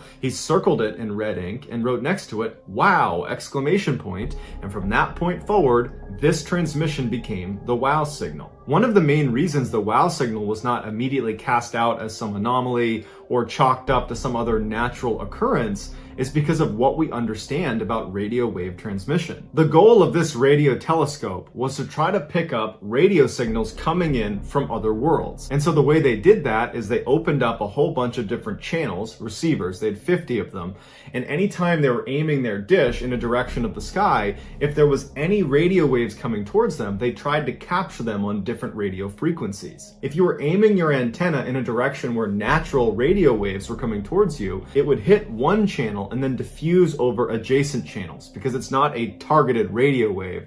It's natural. It's more like a shotgun blast. Non-natural radio waves, like the ones we're familiar with when we listen to the radio, listen to music, those are targeted radio waves, meaning when they were sent out in a very narrow band. They were sent out on a single frequency, and only people that have turned to that particular frequency or that particular receiver are going to hear your message. That is a non-natural radio wave. The night that the WOW signal was picked up, it was only picked up on one channel. It did not diffuse over the others, meaning the WOW signal is not natural and was created by someone or something. And for the SETI researchers that are literally combing the sky for signs of extraterrestrial life, this is exactly what they were looking for. It is what an intelligent life form would do to try to communicate. They would use one radio frequency to demonstrate this is intentional. But despite decades of professional and amateur astronomers searching the sky for this WOW signal, it's never been found again. While there's many theories about what could have caused the WOW signal, obviously ranging from extraterrestrial life to a comet that passed by in 1977 that we only recently knew about, to a secret spy satellite, the bottom line is, to this day, we cannot adequately explain it. It remains the best evidence of alien communication. Night on March 7th, 2005, a 64-year-old man named John Mangine crouched in the bushes in his little village in Uganda. Several of John's friends and neighbors were also crouching in bushes nearby, and everyone was being totally silent, constantly scanning the area, looking for movement. But so far, nothing had happened, and everyone was totally exhausted and terrified. So John had been around for a long time. He had 9 kids, 31 grandkids, and he remembered a time that was not even that long ago when this village was a happy, bustling place where, families and kids could play in harmony and everyone felt safe. But that all changed 14 years earlier in 1991. Because, starting in that year, people in this village started dying. Or more specifically, people in this village started getting killed by someone they didn't know. It was like randomly people would just go missing and then turn up horribly mutilated and deceased, or people just vanished and were never seen again. Over the course of these 14 years, 83 people from this village had been killed and nobody knew why. And 83 people, to put this in perspective, represented 10% of this entire village's population. This was so widespread that everybody in John's village personally knew someone who had been killed by whatever was plaguing this village. And at some point, the people in this village began to think that clearly a demon is responsible for this. I mean, this is so pervasive that this can't be an animal or a person. This is like, God's will or something, or this is, the devil's will. We don't know, but it's supernatural. Like, we can't control this. It just is a part of living here. And so literally this village, the people here, had just grown to accept that, yep, sometimes people just turn up mutilated and dead. There's nothing we can do about it. We just got to live with it. But John, he personally knew several people who had been killed, and he never took the stance of, well, it's supernatural and we can't do anything about it. John's like, no, we need to look into this. There's gotta be an actual explanation for what's happening here. And so finally, in 2005, the tipping point was a little boy went missing in the village one morning. And for John, he has all these grandkids, including a bunch of little boys, and he saw this little boy go missing and, he was never found again. And John's thinking, that's just like one of my grandkids. This has to stop. We gotta look now. We have to look into this now. And so John very forcefully rounded up some people in the village, his friends and neighbors and others, and he told them, tonight we are going to set up a stakeout and stay out all night if we have to, and wait for this demon, this creature, this person, whoever it is. We are gonna catch them in the act and put an end to this thing. And because John was so motivated, so enthusiastic, and so ready to sort of lead this thing, he really quickly turned the tide of people's opinions in this village. It's like they went from being, oh, we can't do anything about it, to, you know what, yeah, let's put an end to this thing. And so sure enough, that night, John and all these people he had got together for this stakeout, they headed to this area in their village called the Butchery. They had named it that because the majority of the 83 people who had been killed and mutilated and, turned up dead, they were either found roughly in that area, or that's where they were last seen before they vanished. And the Butchery was actually basically right next to this lake, this placid lake that sort of sat right next to the village. So everybody's scared of this lake and this area, but tonight's the night. They're gonna figure out what's happening in this village. And so John and the other volunteers, they make their way over to the Butchery, and they each climb into these tall bushes, these reeds that are right next to the lake, and they all crouch down, kind of keeping their eyes on the land, the Butchery, and also the lake. And there they sat. All of them constantly looking at each other, maintaining eye contact, to stay safe. And they're looking at each other, they're looking at the water, the black water that's totally still, and there's nothing on land, it's still, it's silent. And for hours, they just sat there nervously watching, waiting for something to happen. They didn't know what it was gonna be. They didn't know if, one of the volunteers in the stakeout was suddenly gonna be ripped away by this demon or whatever it was. But all night, on this first night of the stakeout, they're waiting and watching on edge, and nothing happens. And so John the next morning says, we gotta do it again. We gotta go back out there and do another stakeout because we know there's something out there. And so sure enough, night 2 rolls around, and now they have even more volunteers. They're motivated, they're out there in the bushes, waiting, watching the lake, watching the land, but nothing happens again. And this cycle continues for 4 more days where nothing happens. John is rallying people every night to keep going back out there, but the group is getting more and more tired. They're staying out all night. It's also sort of deflating to realize that, it looks like we don't have control over whatever's happening here. Like, we can't catch this thing. We don't even know what it is. And so after 6 days of this, where they have seen nothing, no one's been taken, no one's been killed, it's been totally quiet in the village, John rallies the people one more time. He goes, one more night, give me one more, I know we're gonna catch something. And so he got the village to kind of agree to go out for one more night. And this night, unlike the others, John decided to do something different to try to sort of entice, whatever this creature or person or whoever it was, whatever it was, to entice them out of hiding. He and the villagers strung up all this organ meat in the trees right near the Butchery, believing that, whoever was killing these people was seeking their meat. And so they put meat up in the trees. And so that night, the 7th night, John and the others, after putting their organ meat in the trees, they crouch down in the bushes, waiting and watching, and it's silent and it's dark. And at first, nothing happens. And as the night goes on, people are starting to think, it's just another night where nothing's gonna happen. And people are starting to get restless, and John's telling them, be quiet, stay still, we gotta wait, we gotta watch, see what happens. Hours and hours go by, nothing. But then, between 4 or 5 in the morning, it's still dark out, the water's black, it's still and silent, and people are really starting to get restless at this point. They begin to hear something. It's like this low grumbling sound that appears to be coming from the lake, but it's hard to tell. The lake was pretty big and it was still dark out. They're looking out at the water and it's just dark, and they're right near the water. And so they're hearing this rumbling sound, and everyone's kind of looking out like this is the first time anything has happened during one of these stakeouts. And John, he's telling them, stay down, stay quiet. And they're looking out at the water, and it's still. But this rumbling, growling sound, it starts getting louder and louder and louder. It's so loud at a certain point that John, he can feel his body literally trembling from the sound. And as that begins to happen, even with the minimal light, they're looking out at the black water, and they notice ripples on the surface of the water. Something's moving in the lake. And so everybody's looking and waiting, everyone's scared. John looks over at the other people who are in the other set of bushes right near him, and he can see their eyes are wide, they're terrified, but everyone's looking out at the water. And then eventually this massive, dark silhouette emerges from the lake, and this loud growl fills the air, and everyone's frozen, and then whatever it is charges towards John. But it doesn't go after John. This huge creature runs past John and bites down on the meat dangling from the trees. But the meat, they had placed hooks in the meat like a trap.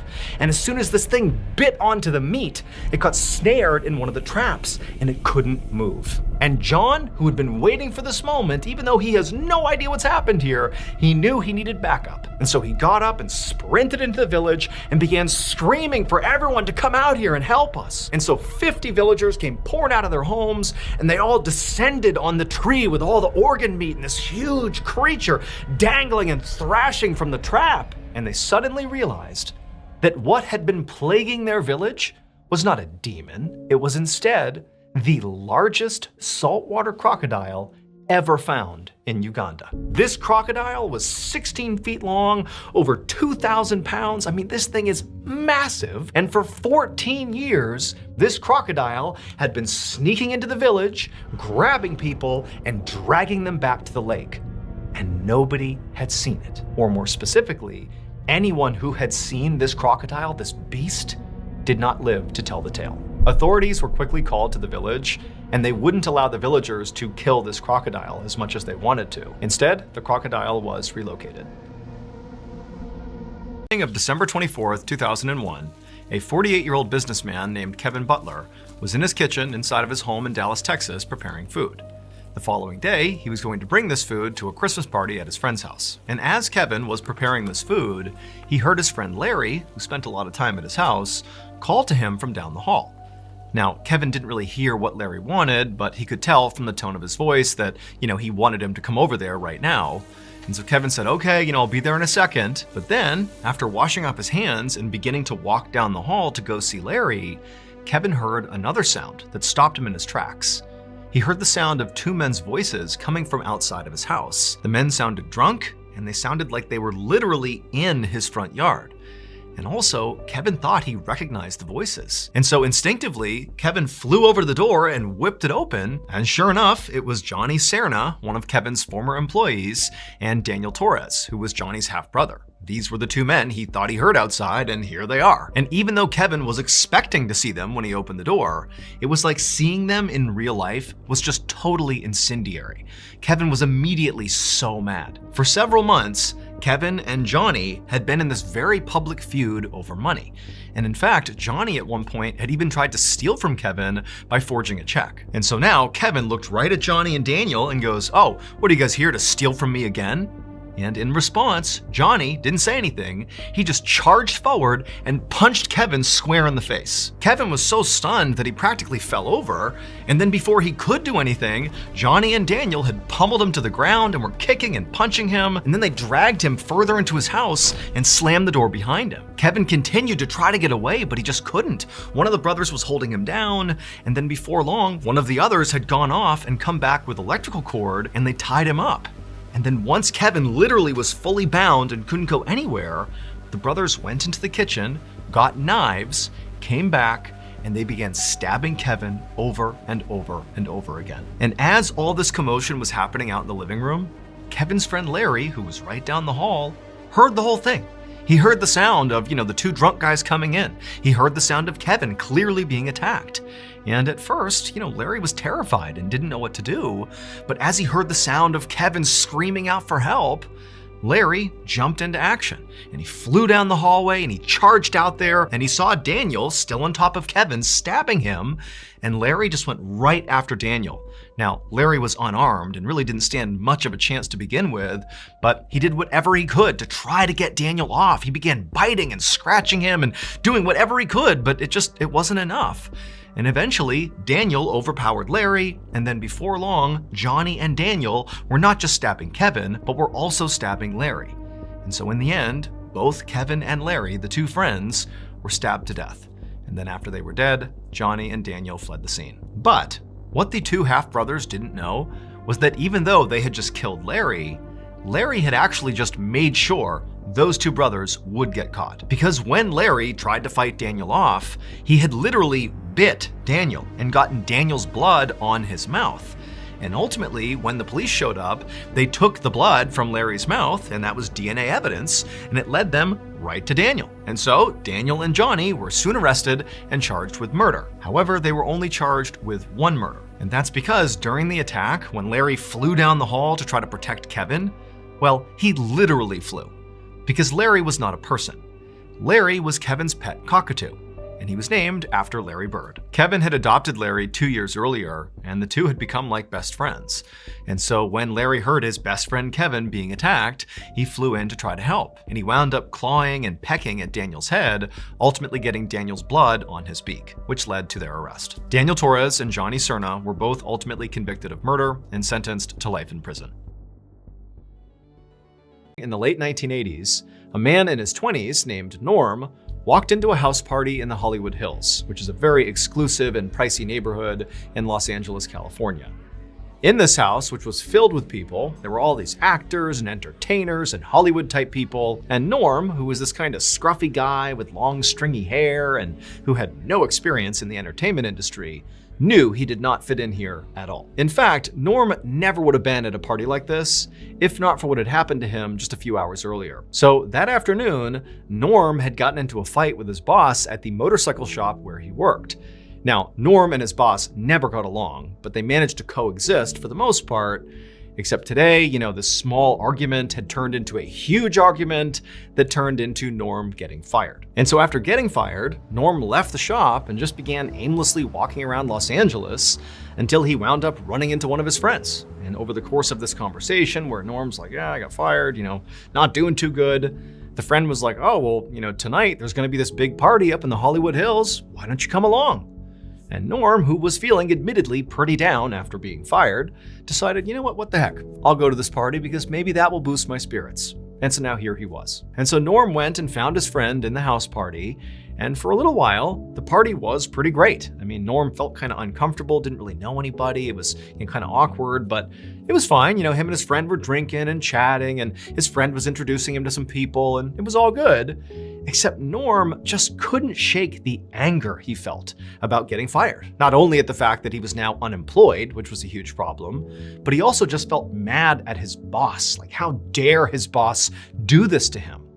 And so to cope with this, Norm just began drinking really heavily, like way more than anybody else at this party. And before long, Norm was completely plastered drunk. But it would turn out, getting totally smashed did not calm Norm down. In fact, if anything, it only made him more blind with rage about what had happened to him. And so naturally what he did is he departs his friend and pushes through the crowd of people, and he goes up to the second floor where there was this balcony that overlooked where basically everybody in the house was. And Norm, who's slurring his speech and he's totally a mess, he screams out to the crowd of these people that he doesn't even know, these Hollywood people, basically screams at them to stop what they're doing and listen to him. And everyone did. They turned around and looked up at this guy like, what's going on here? And Norm just begins delivering this totally angry rant that kind of didn't even make any sense. I mean, he's drunk, but he's basically ranting about how mad he is and this horrible injustice that's been done to him, and just on and on. He's just pouring out all of his emotions, and everybody's just kind of looking at him like, what is going on here? It was like a train wreck, They couldn't look away. Eventually, Norman finished up his big, rambling, humiliating speech, and he stepped away from the railing, and everybody down below who, had been wrapped to this point, but now was kind of like, whatever. They went back to the party, and Norm just stood up there kind of taking in the scene, and suddenly he felt a tap on his shoulder. And he turned around and he saw there was this person he didn't recognize, and this person says to Norm, hey, have you ever considered acting in a play? It would turn out that person was a Hollywood producer, and they were putting on a play in LA. And they really liked Norm's look, the whole kind of scruffy vibe, but even more as they watched him deliver that totally angry, drunken rant that he managed to get all these people to listen to, that it was obvious he had natural charisma and he could command an audience even when the audience had no idea what he was talking about. And so ultimately, this producer literally offered Norm an acting job, and Norm, who really didn't have aspirations to be an actor, but now needed a job because he had just been fired that day, he's unemployed, he agreed. He said, okay, I'll act in your play. And so Norman would act in this play, and he would do such a good job, despite the fact that he totally was not an actor. He literally was a drunk guy at a party who randomly got recognized by some producer. But regardless, he acts in this play, and he is such a natural and does such a good job that he gets noticed by other Hollywood producers and casting directors. And before long, he lands his starring role in the mega hit TV show, The Walking Dead. Norm's full name is Norman Reedus. The afternoon of December 6th, 1997, a man named Yuri Trush drew his rifle and crept silently through a remote forest in eastern Russia as he and his team of 3 other armed men and his dog followed this trail of pink snow. All of the men and the dog were on very high alert because they knew someone or something was out in these woods watching them. After walking for a while, Yuri and his crew spotted a small cabin up ahead in this clearing. This cabin, they knew, belonged to a guy named Vladimir Markov, who was a hunter who had gone missing recently, and that was actually why Yuri and this crew were out here. They were searching for Vladimir. But as Yuri and his crew got closer to this cabin, Yuri couldn't help but feel really terrified. Yuri was a 47-year-old big-time weightlifter and ex-military guy who was also a seasoned hunter. I mean, this is a tough, strong guy. But as he walked up on Vladimir's cabin, it was super obvious that something horrible and violent had happened here. All around the scene was pieces of broken furniture. There was a ceramic sink that was shattered outside and the pieces were everywhere. There was a bunch of beehive boxes that had been badly damaged. There was the shed that clearly had been ripped to pieces. And also all over the area outside of this cabin was blood. And this pink trail of snow, this blood trail they were following, led right up to the front door of this cabin, where there was also a big streak of blood on the front door. Now, even though Yuri was scared to go any further, he knew he was in charge, and he had to go and look inside that cabin to see if maybe Vladimir was there. And so Yuri walked into the bloody clearing. He made his way up to the front door of the cabin, and with his crew right behind him on the porch, he used his rifle and pushed the door inward. Now, at first, Yuri didn't see anything inside the cabin because his eyes hadn't adjusted and there were no windows, so no light was coming into the cabin. But after a second of Yuri kind of standing in the doorway with his rifle to make sure there was no threat inside the cabin, his eyes adjusted and he realized Vladimir was not in there. And in fact, the cabin looked abandoned. So Yuri stepped inside and he looked around and immediately he noticed all the walls inside this cabin were covered in these deep gouges and scratches. And then he looked on the ground and he found more wrecked furniture and lots more blood.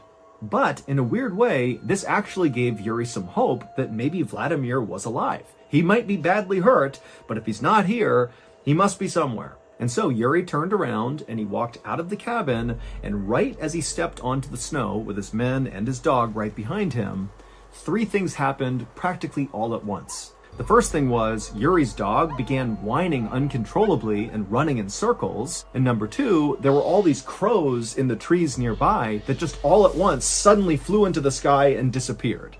And the third thing was this unbelievably loud growling sound that seemed to be coming from somewhere really far away and also somewhere really close. It was like the forest itself was growling.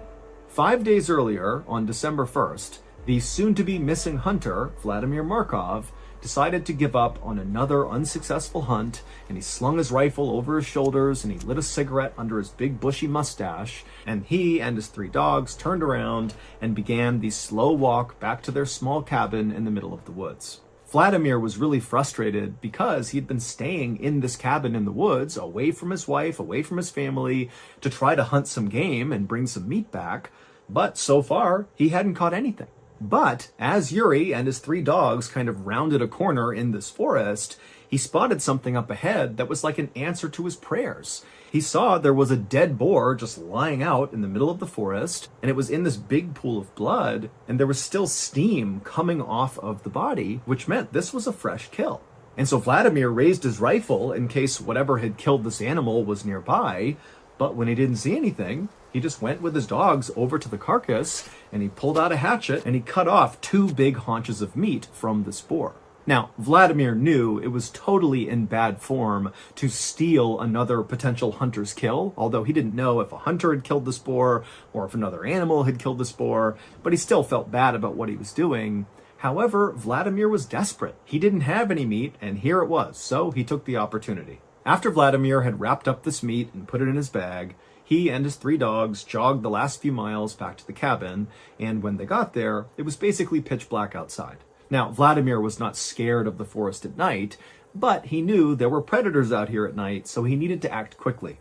So he rushed over to his small shed that was right outside of his cabin, and he put the boar meat inside, shut the door, and locked it, and then he turned to go into his cabin to retire for the night. But after taking only a couple of steps towards his cabin, he realized his 3 dogs had not followed him. And so he turned around, and he saw the 3 dogs were totally on edge, looking out beyond the shed where he had just put the meat.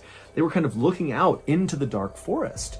Now remember, he's all alone in the middle of the woods here. It's nighttime, there's no visibility. And so Vladimir grabbed his flashlight and he shined it kind of roughly in the direction that the dogs were looking, like they had seen something. And he's shining his light, but all he sees are just dark trees and nothingness. There was nothing there.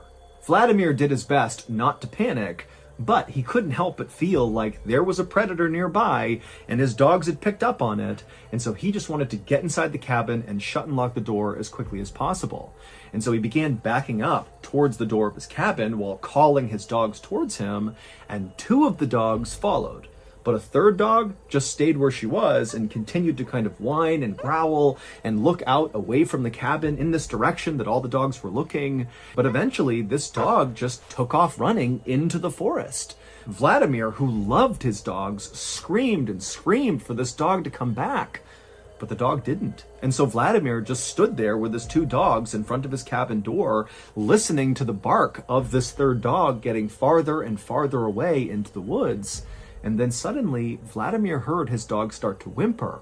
And then it was like the forest erupted with the loudest growl he had ever heard in his life. And then there was silence. Vladimir was horrified and just instinctively grabbed the 2 other dogs and stumbled into his cabin and shut and locked the door behind him. Now, Vladimir adored his 3 dogs. Those were his closest friends in the world, and all he wanted to do was run out there and save that 3rd dog. But just based on how loud that growl was, he knew whatever was out there would kill him. And so this was a suicide mission if he went out there. And so he decided he would just stay put with the 2 dogs, and he just hoped that his 3rd dog somehow survived its encounter with whatever was out there.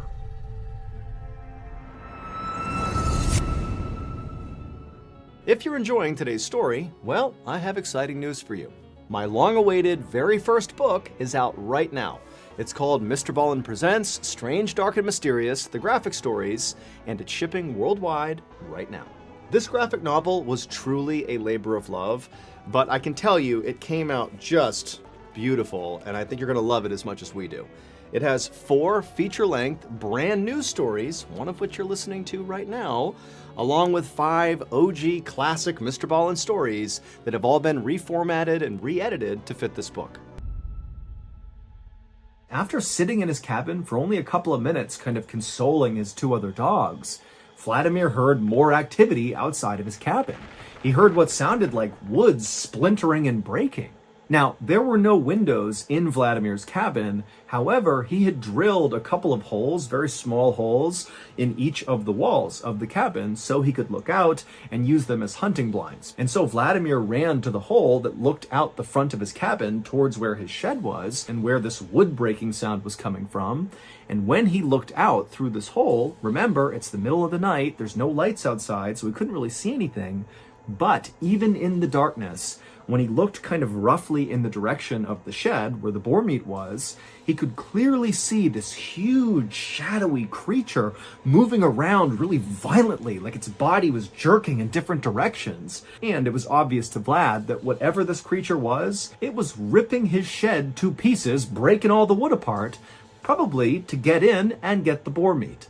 And that's when it dawned on Vladimir that whatever this creature was, it very likely was the creature that killed the boar that he stole, and now this creature was back to reclaim its meat. And so as Vladimir realized that, he just hoped that whatever this creature was, once it had its boar meat back, that it would just leave and not come after him. However, after this creature had totally decimated the shed, and so by default had clearly reached the boar meat inside, the creature didn't leave. It just sat down and stared in the direction of Vladimir and the cabin. And for several hours, Vladimir just continued to stare out this hunting blind hole at this shadow creature that was not moving. And after a while, Vladimir got tired. The creature wasn't moving. It's the middle of the night. He'd been really busy all day. And so at some point, Vladimir and his two dogs kind of dozed off. And when they woke up a couple hours later, when it was still dark outside, Vladimir looked out the hole again and he saw the creature was actually now gone. For a second, Vladimir was relieved. He's thinking, great, this thing's gone. I'm safe now. But just to make sure, he wanted to go to the other holes he had drilled in the walls of his cabin to look out in all four directions and make sure this creature really was gone. So he stood up and he walked over to one side, he looked out that hole, and all he saw was dark forest, nothing there. He walked to the other side of the cabin to another one of these holes, he looked out it, and again, just dark forest, no creature. Then he goes to the back of his cabin and looks out that hole, and this time, again, he does see just dark forest, but then suddenly something slammed into the wall that he's looking through, and then just as suddenly as this huge collision has happened, as Vladimir is kind of still looking out the hole, this massive yellow eye suddenly lowers down and looks right back through the hole, right at Vladimir. It was the shadowy creature that had broken into the shed, and it had never left. And this creature, after quickly looking at Vladimir through the hole, it backed up a little bit, exposing its entire face to Vladimir. And Vladimir, who's so scared he can't move, he's just looking out the hole the whole time, he sees this enormous face with all this fur that's covered in blood. It's got these enormous teeth and its mouth is open and it's staring right at him like it wants to jump on him and kill him. And then this creature winds up and swipes at the hole and literally rips a bunch of wood off the side of the cabin. And reflexively, Vladimir just grabs his rifle, raises it, and fires a shot through the hole at this creature. And the creature whimpers, turns around, and runs off. Vladimir would stay up the rest of the night, anxiously looking through each of the holes around his cabin, just anticipating this horrible thing to come right back and try to attack him again. But eventually the sun came up and the creature did not come back, and so Vladimir was thinking, okay, now I'm safe. I can go outside and kind of figure out what's happened here and figure out my next move. And so Vladimir grabbed his dogs, he went to his door, he opened it up, he stepped outside and looked around, he didn't see anything. As a precaution, he fired his rifle into the air to scare off any animals that could be nearby. And when clearly, the creature wasn't here, there's nothing here, he's all alone, he stepped down onto the snow and he noticed these huge prints in the snow, which had to be from this shadowy creature that had tried to attack him. But now that it was daylight, Vladimir can look at these prints up close, and he knew what kind of creature this was. This was a Siberian tiger, and this was an enormous Siberian tiger. But that was not the most terrifying part of this discovery. Instead, it was what Vladimir saw these prints doing. These prints circled around the cabin over and over and over again, which meant the night before, after Vladimir fell asleep, this tiger had come up and basically begun stalking him and his two dogs. It must have known they were in the cabin. And then at some point, maybe the tiger saw Vladimir's eye inside of that little hole he was looking through, and the tiger tried to pounce. But Vladimir's thinking to himself, something's wrong with this Siberian tiger. While Siberian tigers are certainly dangerous to people, they are not known for actively hunting people. That's not something they do. But based on these prints, and just generally based on what Vladimir saw the night before, it seemed very likely that this Siberian tiger was actively stalking Vladimir. But even though Vladimir was totally terrified by this point, the only thought really going through his mind at this point was going out and trying to find his missing third dog. He knew the chances of his dog still being alive were slim, but he had to go look. However, he knew he would need backup in case he ran into this Siberian tiger. So Vladimir put his two dogs on leashes, and then with them in hand, he began running towards his neighbor's house. It would take Vladimir and his dogs about 1 hour to run the 4 miles to his neighbor's cabin, and when he got there, he knocked, and his neighbor, whose name was Ivan, he opened the door, and Vladimir practically ran Ivan over, just trying to get inside of his cabin to safety. And then once Vladimir was inside and Ivan had shut the door and he's looking at Vladimir, and then Vladimir just kind of vomited out all the stuff that had happened over the past 12 to 24 hours. And at the end of telling Ivan the story, Vladimir asked him, "Would you please come with me to go find my dog?" And Ivan, he just stared at Vladimir and eventually just said, "No." And then, after a long, awkward silence, Ivan kind of backed up from Vladimir, like he didn't want to be near him. And then Ivan told Vladimir that Vladimir had been marked by the tiger, and now the only hope he had was getting as far as humanly possible away from this tiger, because that tiger is never going to stop, and it's going to eventually track you down and kill you. Vladimir felt totally let down, but he couldn't force Ivan to go with him, and so he said, okay, I understand. And then Vladimir left Ivan's cabin, he went back outside, and the instant he was back on the snow, one of his two dogs suddenly acted like they had heard something or seen something, and they took off running. Vladimir didn't have a chance to grab the dog's leash, and so he's watching as yet again one of his dogs is disappearing into the forest. Now, Vladimir did not chase after this second dog because he knew there was this Siberian tiger out there and he couldn't risk, running into it by himself. And so again, it totally pained him to watch his beloved dog vanish into danger, but he really couldn't do anything about it right then. And so instead, Vladimir spent the rest of this day going cabin to cabin all over this area, asking all his neighbors, please come with him to help him track down his dogs. But each of the people he spoke to just said no for the same reasons Ivan did. They said, Vlad, you have been marked by the tiger. I'm not going out there with you. And so finally, as darkness began to fall, Vladimir and his one remaining dog just gave up trying to get help, and they turned around and began walking back towards their cabin. It was nearly pitch black by the time Vladimir and his dog arrived at the cabin, and when they got there, even though he could barely see anything, Vladimir knew something was terribly wrong. Vladimir's outdoor sink, which sat right outside of his cabin, was broken to pieces, like something had smashed it. And then also all of his beekeeping boxes had been broken apart, and there were obvious teeth marks all over it. Now, these two things had not happened when he had left that morning to try to go get help, which meant very likely the Siberian tiger had come back and done this damage, and very likely was still in the area.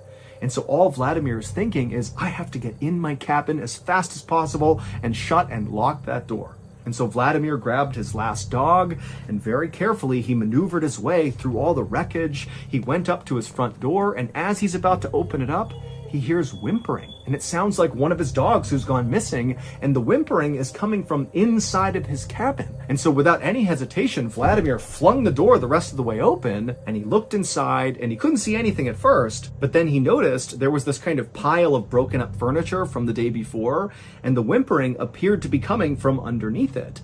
And so Vladimir rushed over and he began moving the furniture out of the way, and sure enough, underneath it, he finds one of his missing dogs who's been very badly hurt, but who is still alive and who is whimpering.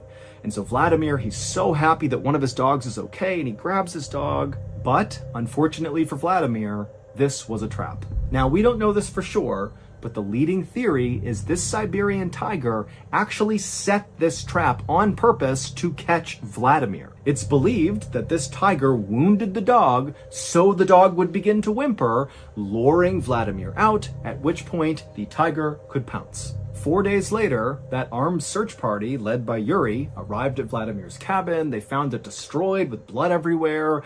They went inside, there was nothing there. They came back outside, and that's when Yuri's dog began running in circles, and the crows flew into the air, and they heard that deafening roar like the whole forest was roaring. Well, that was the sound of the Siberian tiger. Luckily, though, Yuri was not just some rugged outdoorsman. He was actually a member of something called the Inspection Tiger Unit, which basically is like a SWAT team that responds to tiger attacks. And so when Yuri heard this unbelievable roar, he just started walking straight towards it. But with every step Yuri and his team took into the forest, the roars coming from this tiger faded farther and farther away from them. But at the same time, Yuri began to notice on the ground little scraps of clothing. And so Yuri and his team, instead of trying to follow this roar, they just began following these bits of clothing. And these scraps eventually led them to a big clearing in the forest, and in this clearing were these two big red circles in the snow. And so Yuri and his men carefully approached these circles, and when they realized what was in them, they just stood there in silence. In the center of the left circle was a heap of Vladimir's clothing, and then underneath them were just bits and pieces of Vladimir, like he was ripped apart into different pieces and kind of piled up in this circle. And in the other circle, the right circle, was Vladimir's head, and it had been completely skinned. And after seeing this, Yuri and many other people have come to the conclusion that this Siberian tiger attacked Vladimir just for revenge. That this tiger felt like, Vladimir was encroaching on its territory, it stole its boar kill, and then also Vladimir had shot the tiger, wounding it, which only incited the tiger more. And so finally the tiger laid a trap and caught Vladimir and ripped him to pieces and then displayed him for the search party to find. Yuri and his team would eventually find and kill this Siberian tiger. But by this point, the tiger had actually managed to kill at least one other hunter, and very much in the same way it killed Vladimir, by luring this hunter into a trap, and then pouncing and killing, and ripping the hunter to pieces, and then displaying them, basically warning other hunters not to come in here. And while the death of this tiger certainly made Yuri and other people living in this area feel more safe, at the same time, Yuri has been told by other locals that unfortunately now, because of his brush with this tiger, he has been marked by the tiger, just like Vladimir. And so, according to legend, at some point, unless Yuri goes far, far away, he's going to be tracked down and killed by a tiger.